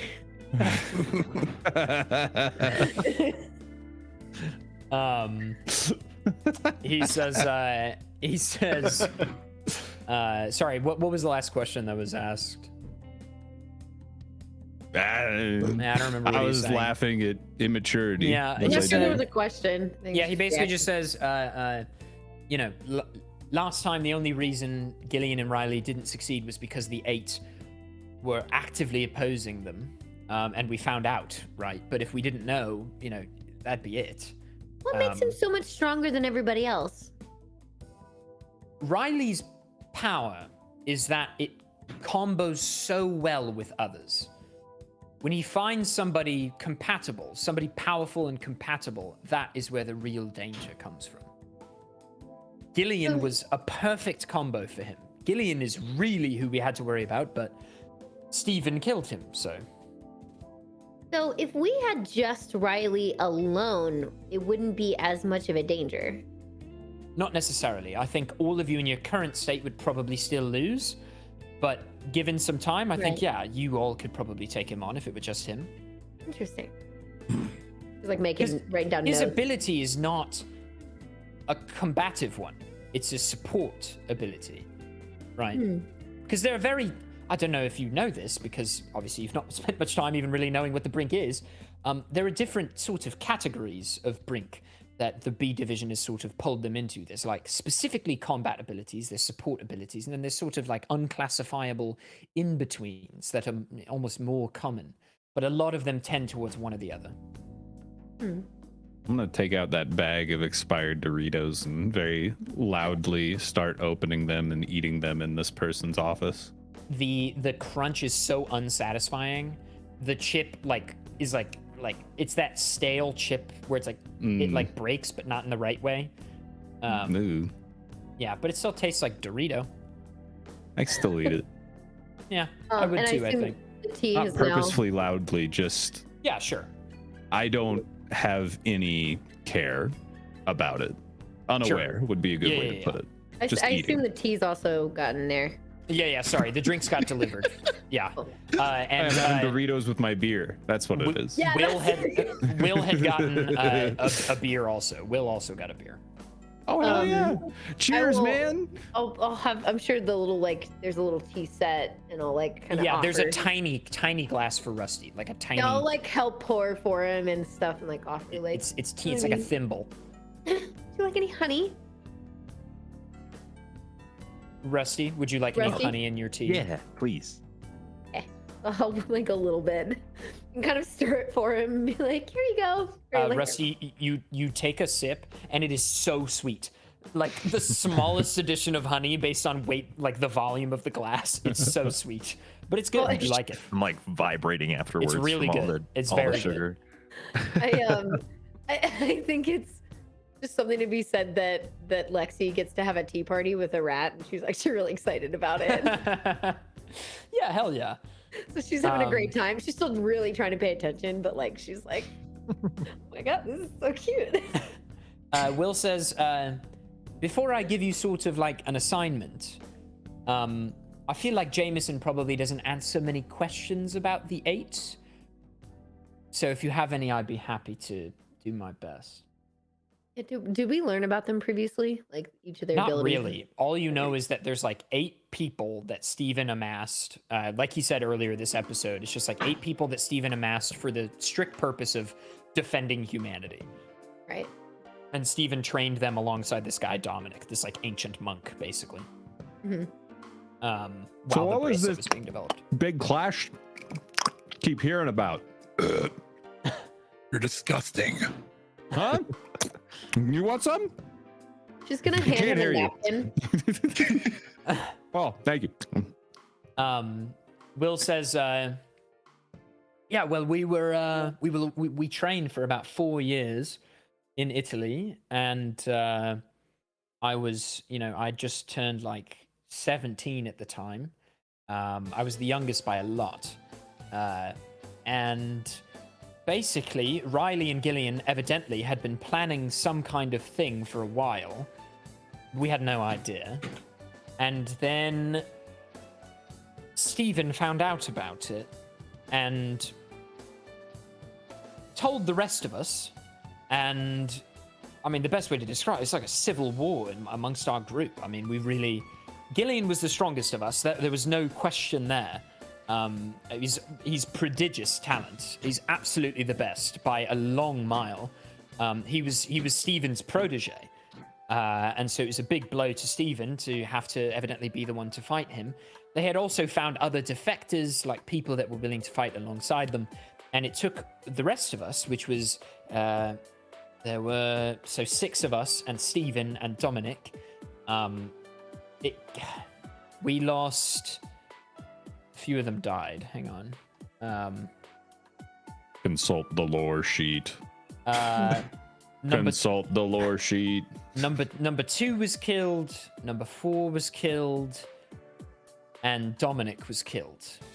Master Dominic, but Stephen managed to survive and dealt with Gillian at great cost. But What happened with Steven again? Stephen's still with us. He's just it's a rather secretive guy. I don't much see him anymore, but he's around.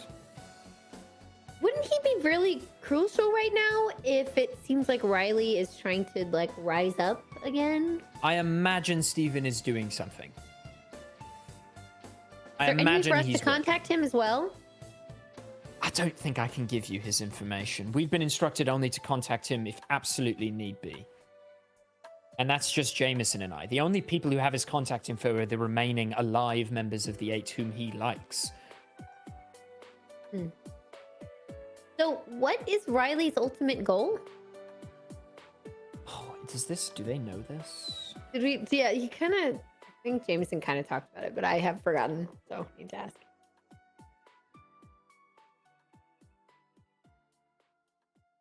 I think Will and Jameson would know, but I don't think they're comfortable telling you. What they'll tell you is like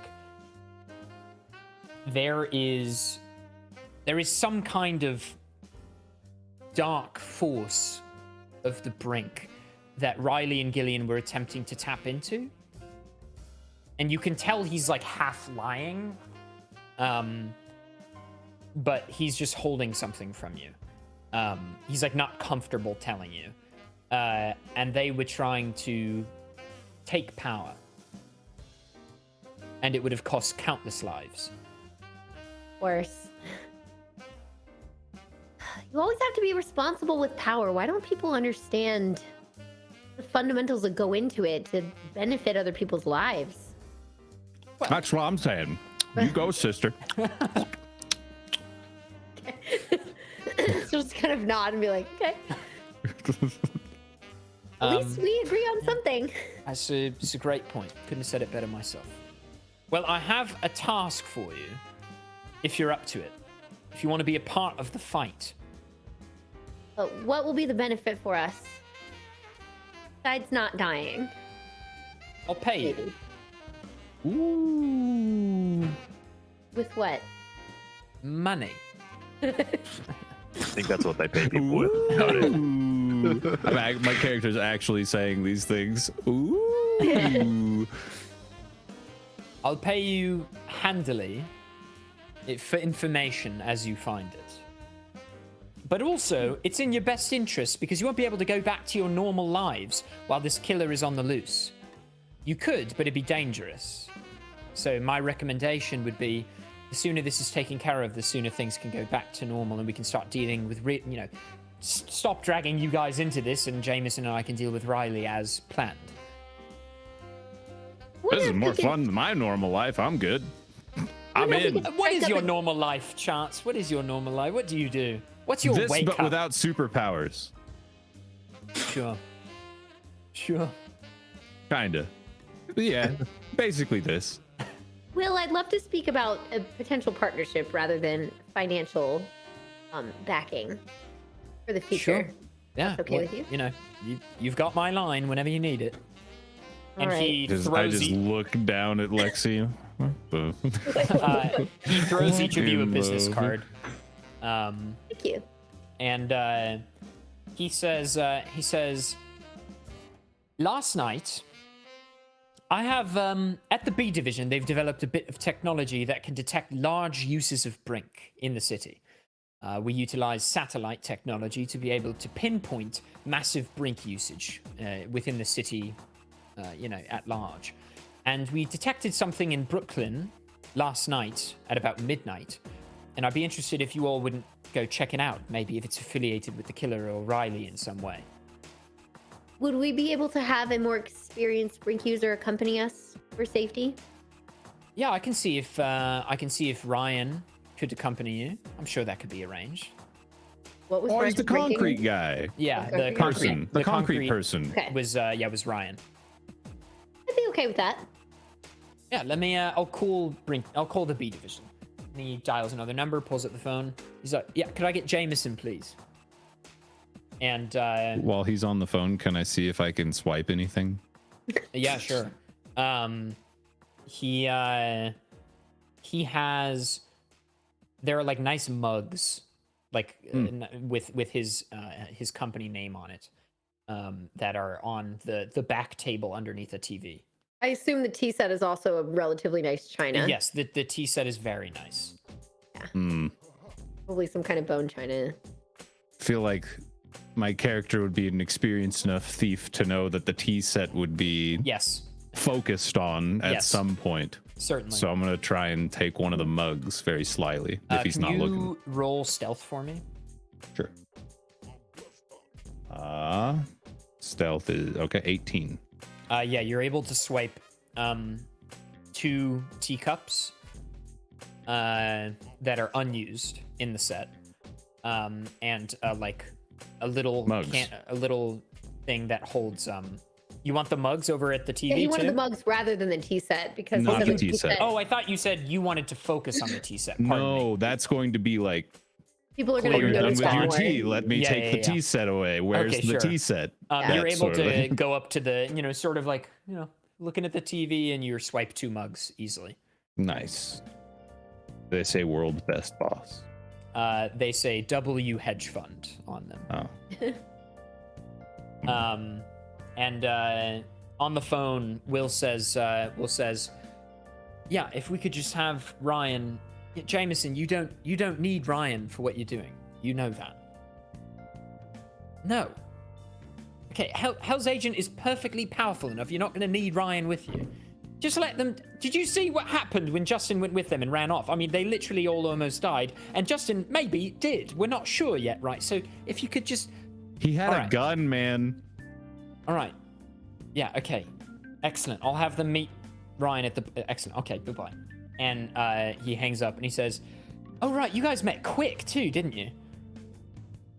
Yeah, I didn't like that guy. He had a gun. Yeah, I hate paying quick. gun. Yeah, sometimes B Division hires him and then, like, I have to do the paperwork, and I absolutely detest it because he's so difficult to work with, and he's got a new bank account every time, and I've got to have, like, a new routing number and a new... like, it's terrible. Anyway, yeah, you're gonna meet Ryan at the base level of this building in half an hour, and the lot of you are gonna go. Okay, I can have Sounds them bring good. sandwiches or something for you in the meantime if you'd like. that would be lovely. Is there anything else we should know before we embark upon this? Stay safe. Okay. I'll send Good it. call. Anything Good call. Anywhere more specific in Brooklyn we go? Oh right, or- yeah. I was just gonna send the details to Ryan because they'd probably take point on this, and then they can sort of give you the info on the way if that's all right. I've got to get back to my calls. Okay. A couple extra sandwiches would be good. Some things tend to go missing, and she'll kind of like gesture toward Chance. So like maybe some extras. Just we're a hungry party. Yeah, he's like, no problem. There's a subway in the building. I'll just have them make a fuckload of them. And he's like, and he dials some Tells numbers. this to a 13-year-old girl. It's like some fancy like New York only deli style. He's like, something. oh well, you want me to call down to an actual deli? That might take longer. No, whatever works. Yeah, I thought so. And he dials the number, pulls the phone. He's like, yeah, can we get just order like one of everything, all in foot long. A fuckload of them. And just Well, like, I don't know. I like, just get imagine 10. my character like over his shoulders, like trying to talk into the phone excitedly. A Just get- fuckload of them. Just get like 10. You know what? Get some for the whole floor. Let's pay for a late lunch today. Let's get 40 footlongs. Just like one of everything, and then just like, I don't know, whatever you think is good, and then order every bag No of chips. mayonnaise, please. All right, no mayo on one of them, please. And can we get every bag of chips that they have? Yeah, like great. Okay, excellent. And he hangs up. He's like, yeah, just use my card. And then he hangs up. He's like, okay, it'll be up soon, and we'll get you guys on your merry way. And we'll sort Thank of you. accelerate. You get the sandwiches; they're all yummy. You can pocket as many as you want. Thanks. Chance, and anyone else. Yeah, everybody's art glows when they speak.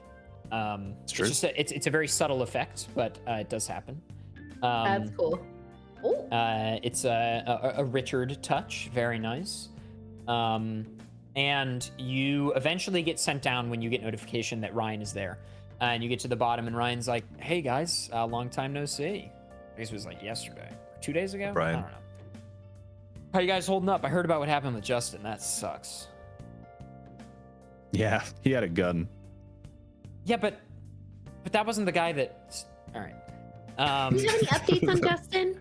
Yeah, he's stable. The surgeries were a success, and we've got a guy in our medic division that has an ability that sort of can take care of health things in a more That's very expedited good to know. manner.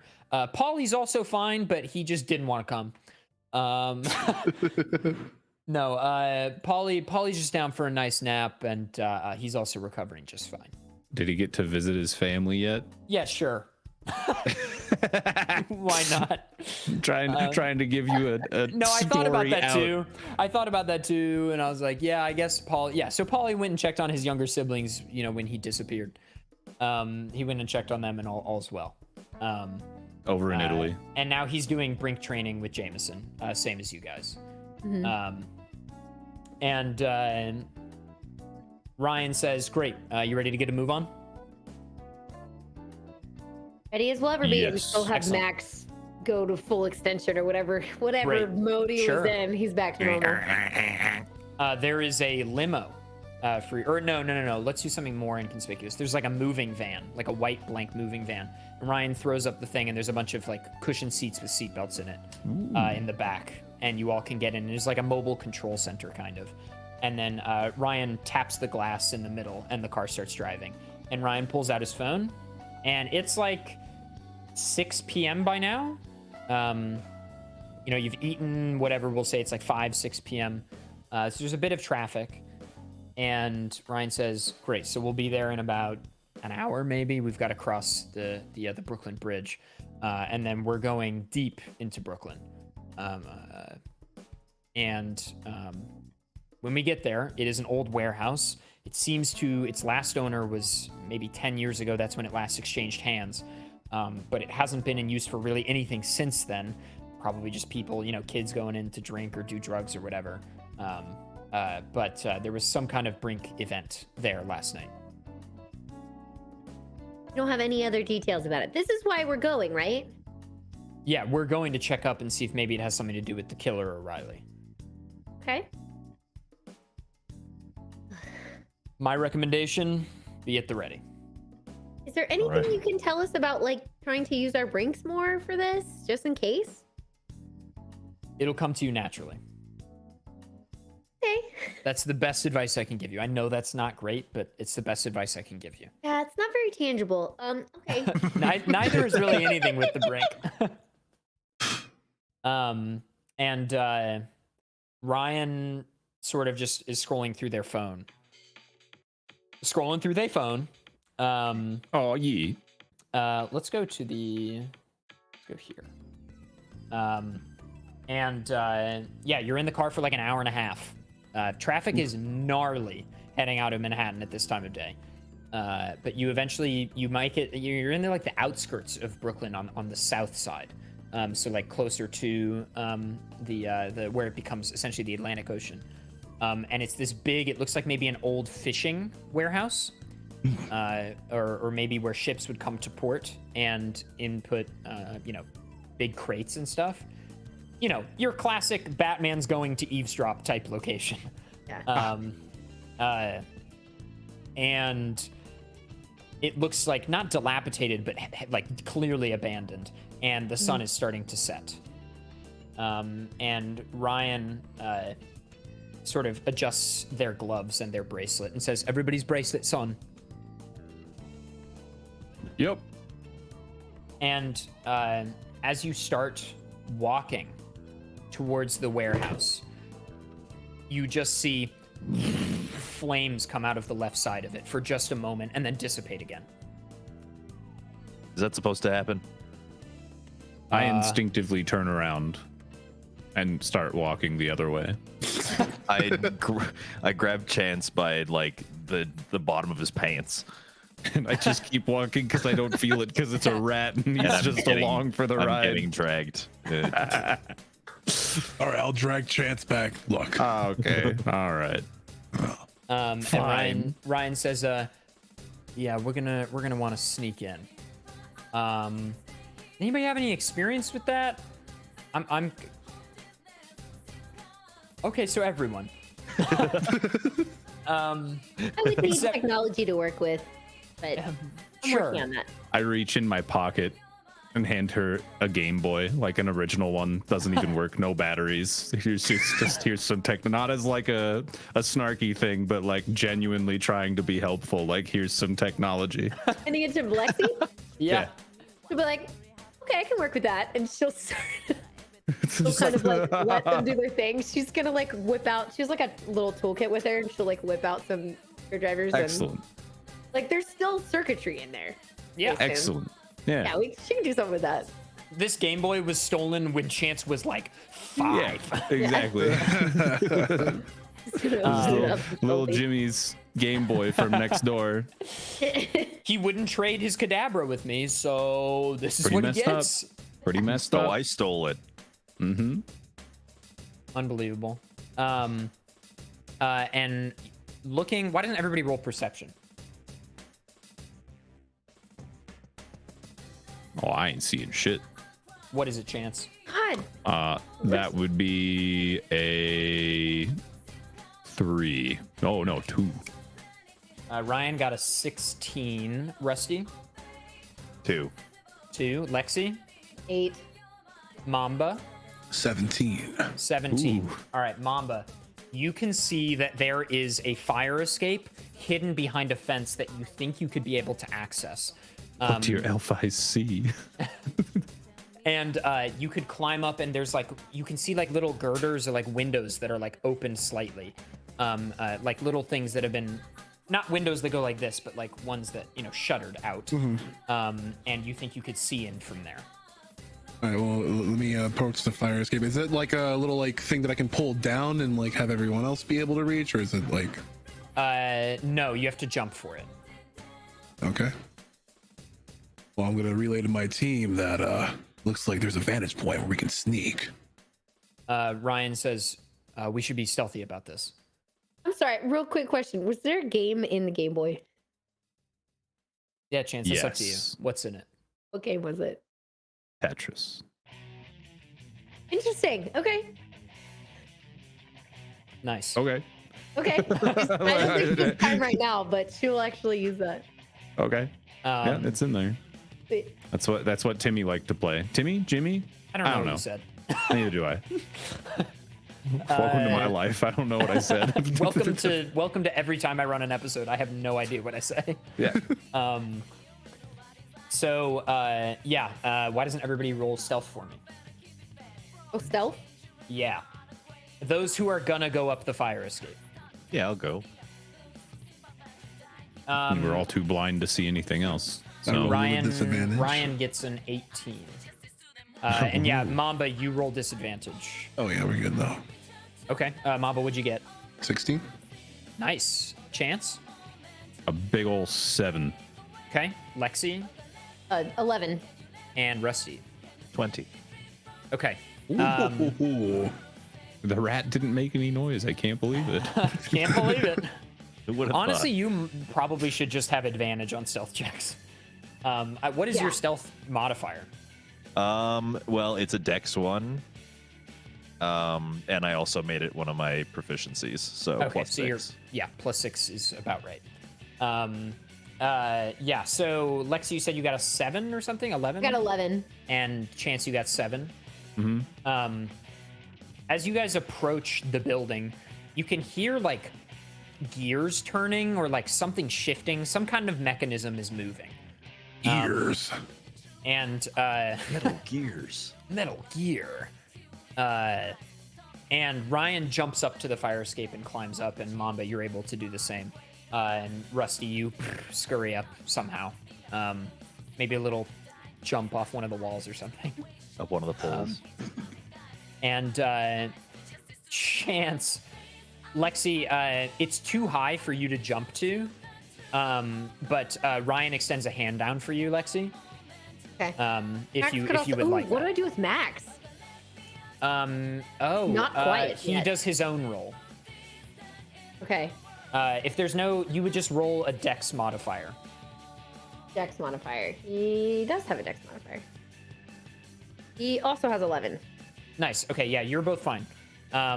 So actually, Max is able to jump up and then reaches a hand down for you. Yeah. Because I feel like that would make more sense. He's if you want to taller come. I don't know how well he can jump, but he's definitely taller than I am. He's a tall boy, yeah. Yeah. So he's able to make it up somehow, and then he reaches a hand down for you. Well, the robot's tall. Oh. The robot's he's like Human size. tall guy height now. He's like 6 something, you know, Oh. like about 6 foot probably. Oh, okay. I'm just imagining like toddler-sized robot running around. Okay. So No, he's- so she basically has a cache of points every level that she can put into certain upgrades, and she's chosen to like quickly do size rather than like other things. correct. Cool. Yeah. So I up to his intelligence and then up to size. So like he started. That's why I started with him being just a head as a small size, because then it could be like his body was ready. And with the upgrade, he can turn into a medium size. There's like which is person tons size. of upgrades that are possible. Yeah. So yeah, he hoists you up, and then Chance, you reach for the ladder by jumping, and you grab it, and it actually does loosen somehow just for you, and it down to the ground, That's loud. and now you can just climb it like normal, and everyone turns back and looks at you. What? What do you mean, what? What do you mean? What do you mean? What? Rusty, can you go look ahead to see if anybody else is bad? Aye, aye, Captain. Nice scurry. Rusty, you Thank scurry you. along, and you're able to quickly make it to the window. And as you look in, you see there's a couple of guys that are working some machinery, and they've got like welding masks on, and doing all kinds of mechanical work. But there are like bodyguard-looking people, and they clearly hear something, and they start walking towards the entrance. Not hurriedly, but they're walking. You guys might want to hurry up over there. We've got some company.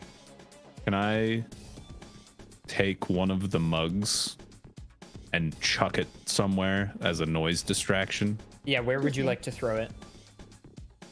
away from where we are? I don't really I know assume also the layout. Away from the truck, wherever that would be. The truck left after you guys were dropped off. Oh, okay. Okay. Just abandon us. It's cool. Like it can come back whenever. Left as in like drove a block away or something. Oh, okay. Yeah, so you chuck the mug, we'll say towards like the entrance or something. Or I don't know, maybe not. Where Away, just away. from us. Great. Away. You throw it, and it shatters in the distance. And as the guys come out, you obviously don't see them do this, but they start walking to the right, which is sort of around the side of the building where the fire escape is, and they go past you guys and start walking over to where they heard the. These are like Skyrim level enemies. They just heard the noise, and they're like, "I swear I heard something." And they start walking towards. What was the that noise. noise? I love the. The Joel, like, whatever they're right? like, must have been my imagination. Must have been the See, wind. it's the same guy who did the knee-high wall video. Oh yeah. The GTA one. God, what is his name? Did you watch the GTA one? Because it's the same thing. Yeah. Oh, Like, now that we're God. outside. He's an LA-based YouTube comedian. I can't remember his name. But yes. Joel Haver. Yes. Joel Haver. Okay, I was close. Okay. Yeah. So yeah, you then are able to make your way, and you're all sort of looking up through the shutters now.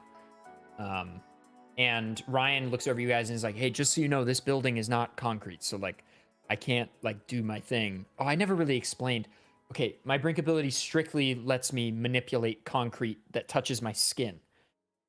So in any part of my physical body that interacts with concrete, the concrete liquefies. Technically, it becomes a non-Newtonian fluid, but that's beside the point.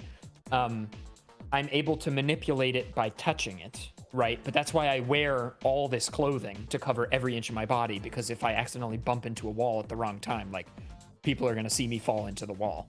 Even if your Brink isn't activated? Yes. Oh. That sucks. Yeah, it's been with me since birth. Very epic. Well, since they're aggregates that are in concrete, like sand and other things like that, can you manipulate any of that too? So long as it is majority what we would call concrete. Okay. I'm not gonna out of game. I didn't really mess with like the chemical composition mattering very much. It was just like if the material is like concrete, you know, no matter what its aggregate materials are, like it's fine. Cement, water, sand, and gravel. Yeah, that type of stuff. So like sidewalks are fair game, pavement is fair game. A lot of that kind of cement thing. things. Yeah. Yeah. Gotcha. And they say, so I'm like maybe the floor of this building, but until we get down there, like I'm just gonna be like martial arts. Like that's it. So yeah, just everybody please be quiet and take this one step at a time. We want to get in, get as much info as we can, and get out. I'd rather not get into an altercation if possible. So what's the situation around everybody at the moment again? There are 2 guys that have left the building and gone out to scout whatever that noise was. Right. And then in the building, there are like 3 mechanics working on some contraption. And there is 2 other guards stationed at the front, and then presumably more people you can't see. Okay. And there's an exit out the back that's like a big garage exit. And then there's sort of an office space. Like you come in the back and then go up a staircase, and it leads into like an office that's inside the building, but on the 2nd floor. Like how a floor man would look out over a factory. That type of like office space inside the building. With tinted windows. Okay. So we're deciding what to do next. Yeah. I have an ability that I think I might want to use called Plan. Okay. So we can do our whole party because there are only 5 of us, right? Yes. With Ryan, there are 5. Yeah, so it can do up to 6, so it's fine. So I can either choose attack rolls, saving throws, or ability checks. And the rest of you all can activate this benefit once within the next minute to gain a bonus, which would be your intelligence modifier to add to those rolls until the start of the next turn. Sweet. Oh no. Okay. So, I don't know if I choose attack rolls, saving throws, or ability checks, or if they do. I think that... can you send me the wording so I can look at it? I'm looking at it because I wrote it down separately on my own thing. This Oh, is okay. up here. Sorry about that. Baby. Oh yeah. I hear this This- all the effing time right now. This song is so good. For each creature, choose one of the following. Okay. So you get to pick. We'll have them pick for themselves Yeah, I'll let to you make all it pick. easier. So you we're either gonna- pick We're making ability. a plan. Yeah. So You all this is the thing, right? For viewers, a lot, since there is no strict like magic in this D20 modern campaign, because I left out the class that like can do magic so that it's more realistic in the realm of reality. Classes have like abilities or traits and features that are kind of like what magic used to be. So like Fu has plan, which is like, you know, all of them huddle together and come up with a plan, right? But it gives them sort of like bless almost on their next action. Yeah. And you know, Patrick will have some like orator-based abilities. Yeah, I've been watching so much Orator lately. Yep. Some Orator-based abilities and things like that, like things to charismatically hype up the group, stuff like that. So that's sort of the replacement for magic. Rusty's healing abilities are like very point of fact, etc. And that's why I don't list the classes or anything on the character names, because it's not like it won't mean anything to anybody. Right. Which is why it's just the character names and then their Twitch usernames. Sorry if this doesn't help people who don't have good intelligence, but Yeah, I have -1 intelligence. It will not negatively impact you. But that's one thing. If it is negative, it will not negatively impact you. It just doesn't positively impact you. Okay. Anybody who has a benefit to their intelligence modifier will be able to add Is that that. a minus or a plus? Oh, I see. Okay. So, Ryan's like, cool, let's keep moving. And as you walk along this like outside perimeter fire escape thing, and you go up one more set, Ryan motions at all of you to come over. They've found something. And they open this little hatch in the roof, and you can see into the office beneath. And it's tiny. It's like this big. It's big enough that Rusty could fit in. Convenient. And then Ryan says, they're holding someone hostage. Can I scope out the scene? Scope out the scene? Like, as in, like, I just want to get as many details as I can before we go in. When you look into the little thing, it's like you're kind of like almost on the roof right now. Right. And when you look through, it is like hardwood floors, and I love the song. And like a desk and some chairs, and then there's a chair in the center of the room, and someone is tied down. But you're seeing a top-down view, and you can't really tell who it is. Can I see any electronics around? There's an old computer that you're not sure is functional on the desk. What kind of lighting is in the room? It's fluorescent. Okay. Can I reach it? No. So it's like no. What's wrong I with don't know how to roof? explain it exactly. Yeah, but you're like peeking down through like a ceiling tile, and then the lights hang beneath. Oh, I see. And there appears to be a guy sitting up against the desk who's sort of rifling through a notebook. Okay. And Ryan looks at Rusty and is like, Rusty? I peek my head into the hole and I see if there's a way that I can kind of like scurry like along the ceiling and into the wall or something, so I'm not just dropping straight down. Right. Yeah, that would be bad. There's a place where you can sort of like hang for a little bit on the ceiling tile opening and then get onto one of the chains for the fluorescent lights and scurry down. Okay, great. I'll try and do that. Sure. Can you roll acrobatics for me? Oh. My rolls are not good today. That's a nat 1, baby. Nat 1. Oh no. Oh, no. You reach for the thing and you just fall. And this is difficult because fall damage is going to be harder with you. Smaller creatures don't take as much from falling. Yeah, but it is like 10 feet is much greater for you than it is for others. You know what I mean? That is true. We'll say you take, I'll roll a d4. 2 damage. All right. So you take 2 damage, land on your back, and flip around. The guy sees you, the guy that is holding the notebook, and is like runs over and is like shoot. Okay. I like scurry over into like I don't know, maybe there's a part under the desk or something that he can't Sure. really reach. You manage to get through his legs and you're under the desk and you turn around. And as you turn around to peek back up to, maybe try to find a way to get back up the ceiling, you see the face of the person that is currently tied up in the chair. And it is our very own Pauly Lasagna.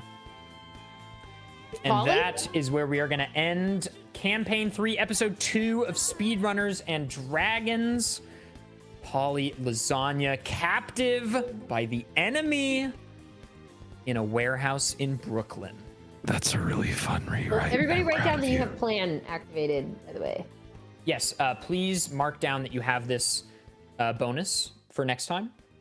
Because obviously we're going to start from right here. Yeah, it is a bit of a shorter episode. I've had a bad Rare. week. And this is what I had. And you know what? Sometimes maybe it's nice to just do a short one. That's Let's go all with right. something chill for the outro. There we go. Oh. No spider dance? Spider dance is a little much for the outro, I think. Valid. Potentially. Not necessarily a rewrite, just something I came up with like halfway through. In fact, the whole last 45 minutes, I didn't really have anything written down. So in classic ADEF fashion, there was nothing. Good improv. Hey, thanks. But yeah, thank you everybody so much for watching. I really appreciate it. Of course, as always, please do check out our players. You can use !party in the Twitch chat to check out all of their Twitch links. I highly recommend each and every one. If you're on YouTube, all the YouTube links are in the description. Also, if you're on YouTube, please do join our Discord. And if you're in Twitch chat, !S&D. Join our community Discord server. People talk spoilers, people post fan art, discuss the episodes, and I also at the Discord when we go live, and I also post when new videos are up. I'd of course like to give another shout out to Richard, who's been working super hard on our layouts and everything. I'd like to give another shout out to Michael Wyatt, who did the character art. I commissioned him to do the art. Here's his link. If you're looking for somebody to do professional character work, whether it be for animation or temp work or anything like that, for backgrounds and characters and things like that, you can see his portfolio there. Truly wonderful guy, very talented artist, cannot recommend enough. And now we'll go into our players' plugs. Bobby, what's on the Bobby channel this week? World record attempts of your classic Mega Man games, but on the Sega Genesis. That's right, the Sega Genesis. You didn't think that Mega Man would be on that, but we are prepping for Summer Games Done Quick 2022 on, well, in site, right? Or no, Yes. on site, in person, offline, all that other stuff. Of course, a lot of the Speedrunners and Dragons fam is going to be there. So yeah, be sure to check out the stream for a lot of GDQ prep and high-level world record attempts. Sweet. Yeah. Patty? Yeah. There it is. That's all. Patty, what's on the Patty channel this week? Video games again, Nice. which is nice. Whoa. Yay. Been What a surprise. playing. I know, right? Been playing Elden Ring Seamless Co-op mod with some buds. I think we're gonna play some more tonight. And also a game called Peglin, which is Peggle, but a roguelike RPG. It's very, very fun, very cute, very enjoyable. So come swing by and watch some video games while I call you stupid for being in my chat room. Nice. It'll be fun. Kung Fu Fruit Cup. Hi, hey, it's me. I am also prepping for SGDQ, but as of our new interviewer, Oh yeah. our new permanent interviewer on the team, haha. Let's go. ADEF, super fun. So we've been working on like the pre-show and getting all our interviews and stuff set. It's gonna be super fun. So you can see us in between the games. Yes. Being probably annoying or maybe hopefully Yes. hearing cool things from the runners, and super cringy for the pre-show like always. You can Oh, it's always gonna be check so that good. out. But yeah, otherwise I'm working on Persona 3, which is why all this music is super familiar because I'm trying to get through it. And I run Kirby 64 and Kirby in the Forgotten Land, and I feel like playing Paper Mario soon, so we'll be doing that on the channel. Nice. And Dangers. Yo, I do Mario speedruns. I'm doing any % right now for the most part for Super Mario Odyssey, getting back into that grind. Super good stuff. But I also started a show on YouTube where we as a community vote on like a world record that happened in a Mario game within the last week, and there's usually at least half a dozen. Like Mario world records across the board are getting beaten all the time. So we vote on one, whatever one is the most popular, we watch it on Sundays, and then we make a YouTube video out of it. So if you're interested in checking out some Mario world records that maybe you've never seen before, or maybe you just enjoy kind of keeping up to date with what speedrunners are doing across the Mario world, then that's kind of what I'm trying to focus on right now. So also looking forward to GDQ. There's a GDQ hotfix show on the 10th, hosted by C Average. It's called What's Faster. Me and Richard's our producer for this show as well. We're racing two completely different games against each other just to see which one's faster. That's happening on Friday. So lots of stuff going on for me this week. Very nice. As far as Danny B is concerned, Hey, I'm Paulie. he's currently stuck in Italy. He is. But when he's back, I can tell you to expect The Legend of Zelda Ocarina of Time if I had to make a guess. I don't know. Zelda speedrun stuff. But he does tons of cool Zelda stuff. You should definitely check him out. As for me, I don't know. What's going on this week? Hopefully a break. Oh, yeah. So tomorrow I have to start early because I have a meeting in the afternoon. And then Friday, I'm starting this partnership with this company where I'm like teaching these classes or whatever, and I'll tweet about that. Other than that, normal stream stuff. I'm trying to beat the Pokemon Emerald Battle Frontier, all gold symbols. I've gotten 3 of the 7 so far. It's incredibly hard and very luck dependent and a lot of fun. And then Pie's releasing a new Ironmon thing next week, and I think I'm going to do a bunch of days of that. Anyway, that's it for me. Gamers, as far as when the next episode of Speedrunners and Dragons will be, please keep your eyes on the Discord and our Twitters, because it's subject to change based on when Danny is able to get back into the country. Yeah, please stay tuned. Thank you so much for watching, and stick around for a raid. Thank you, gamers.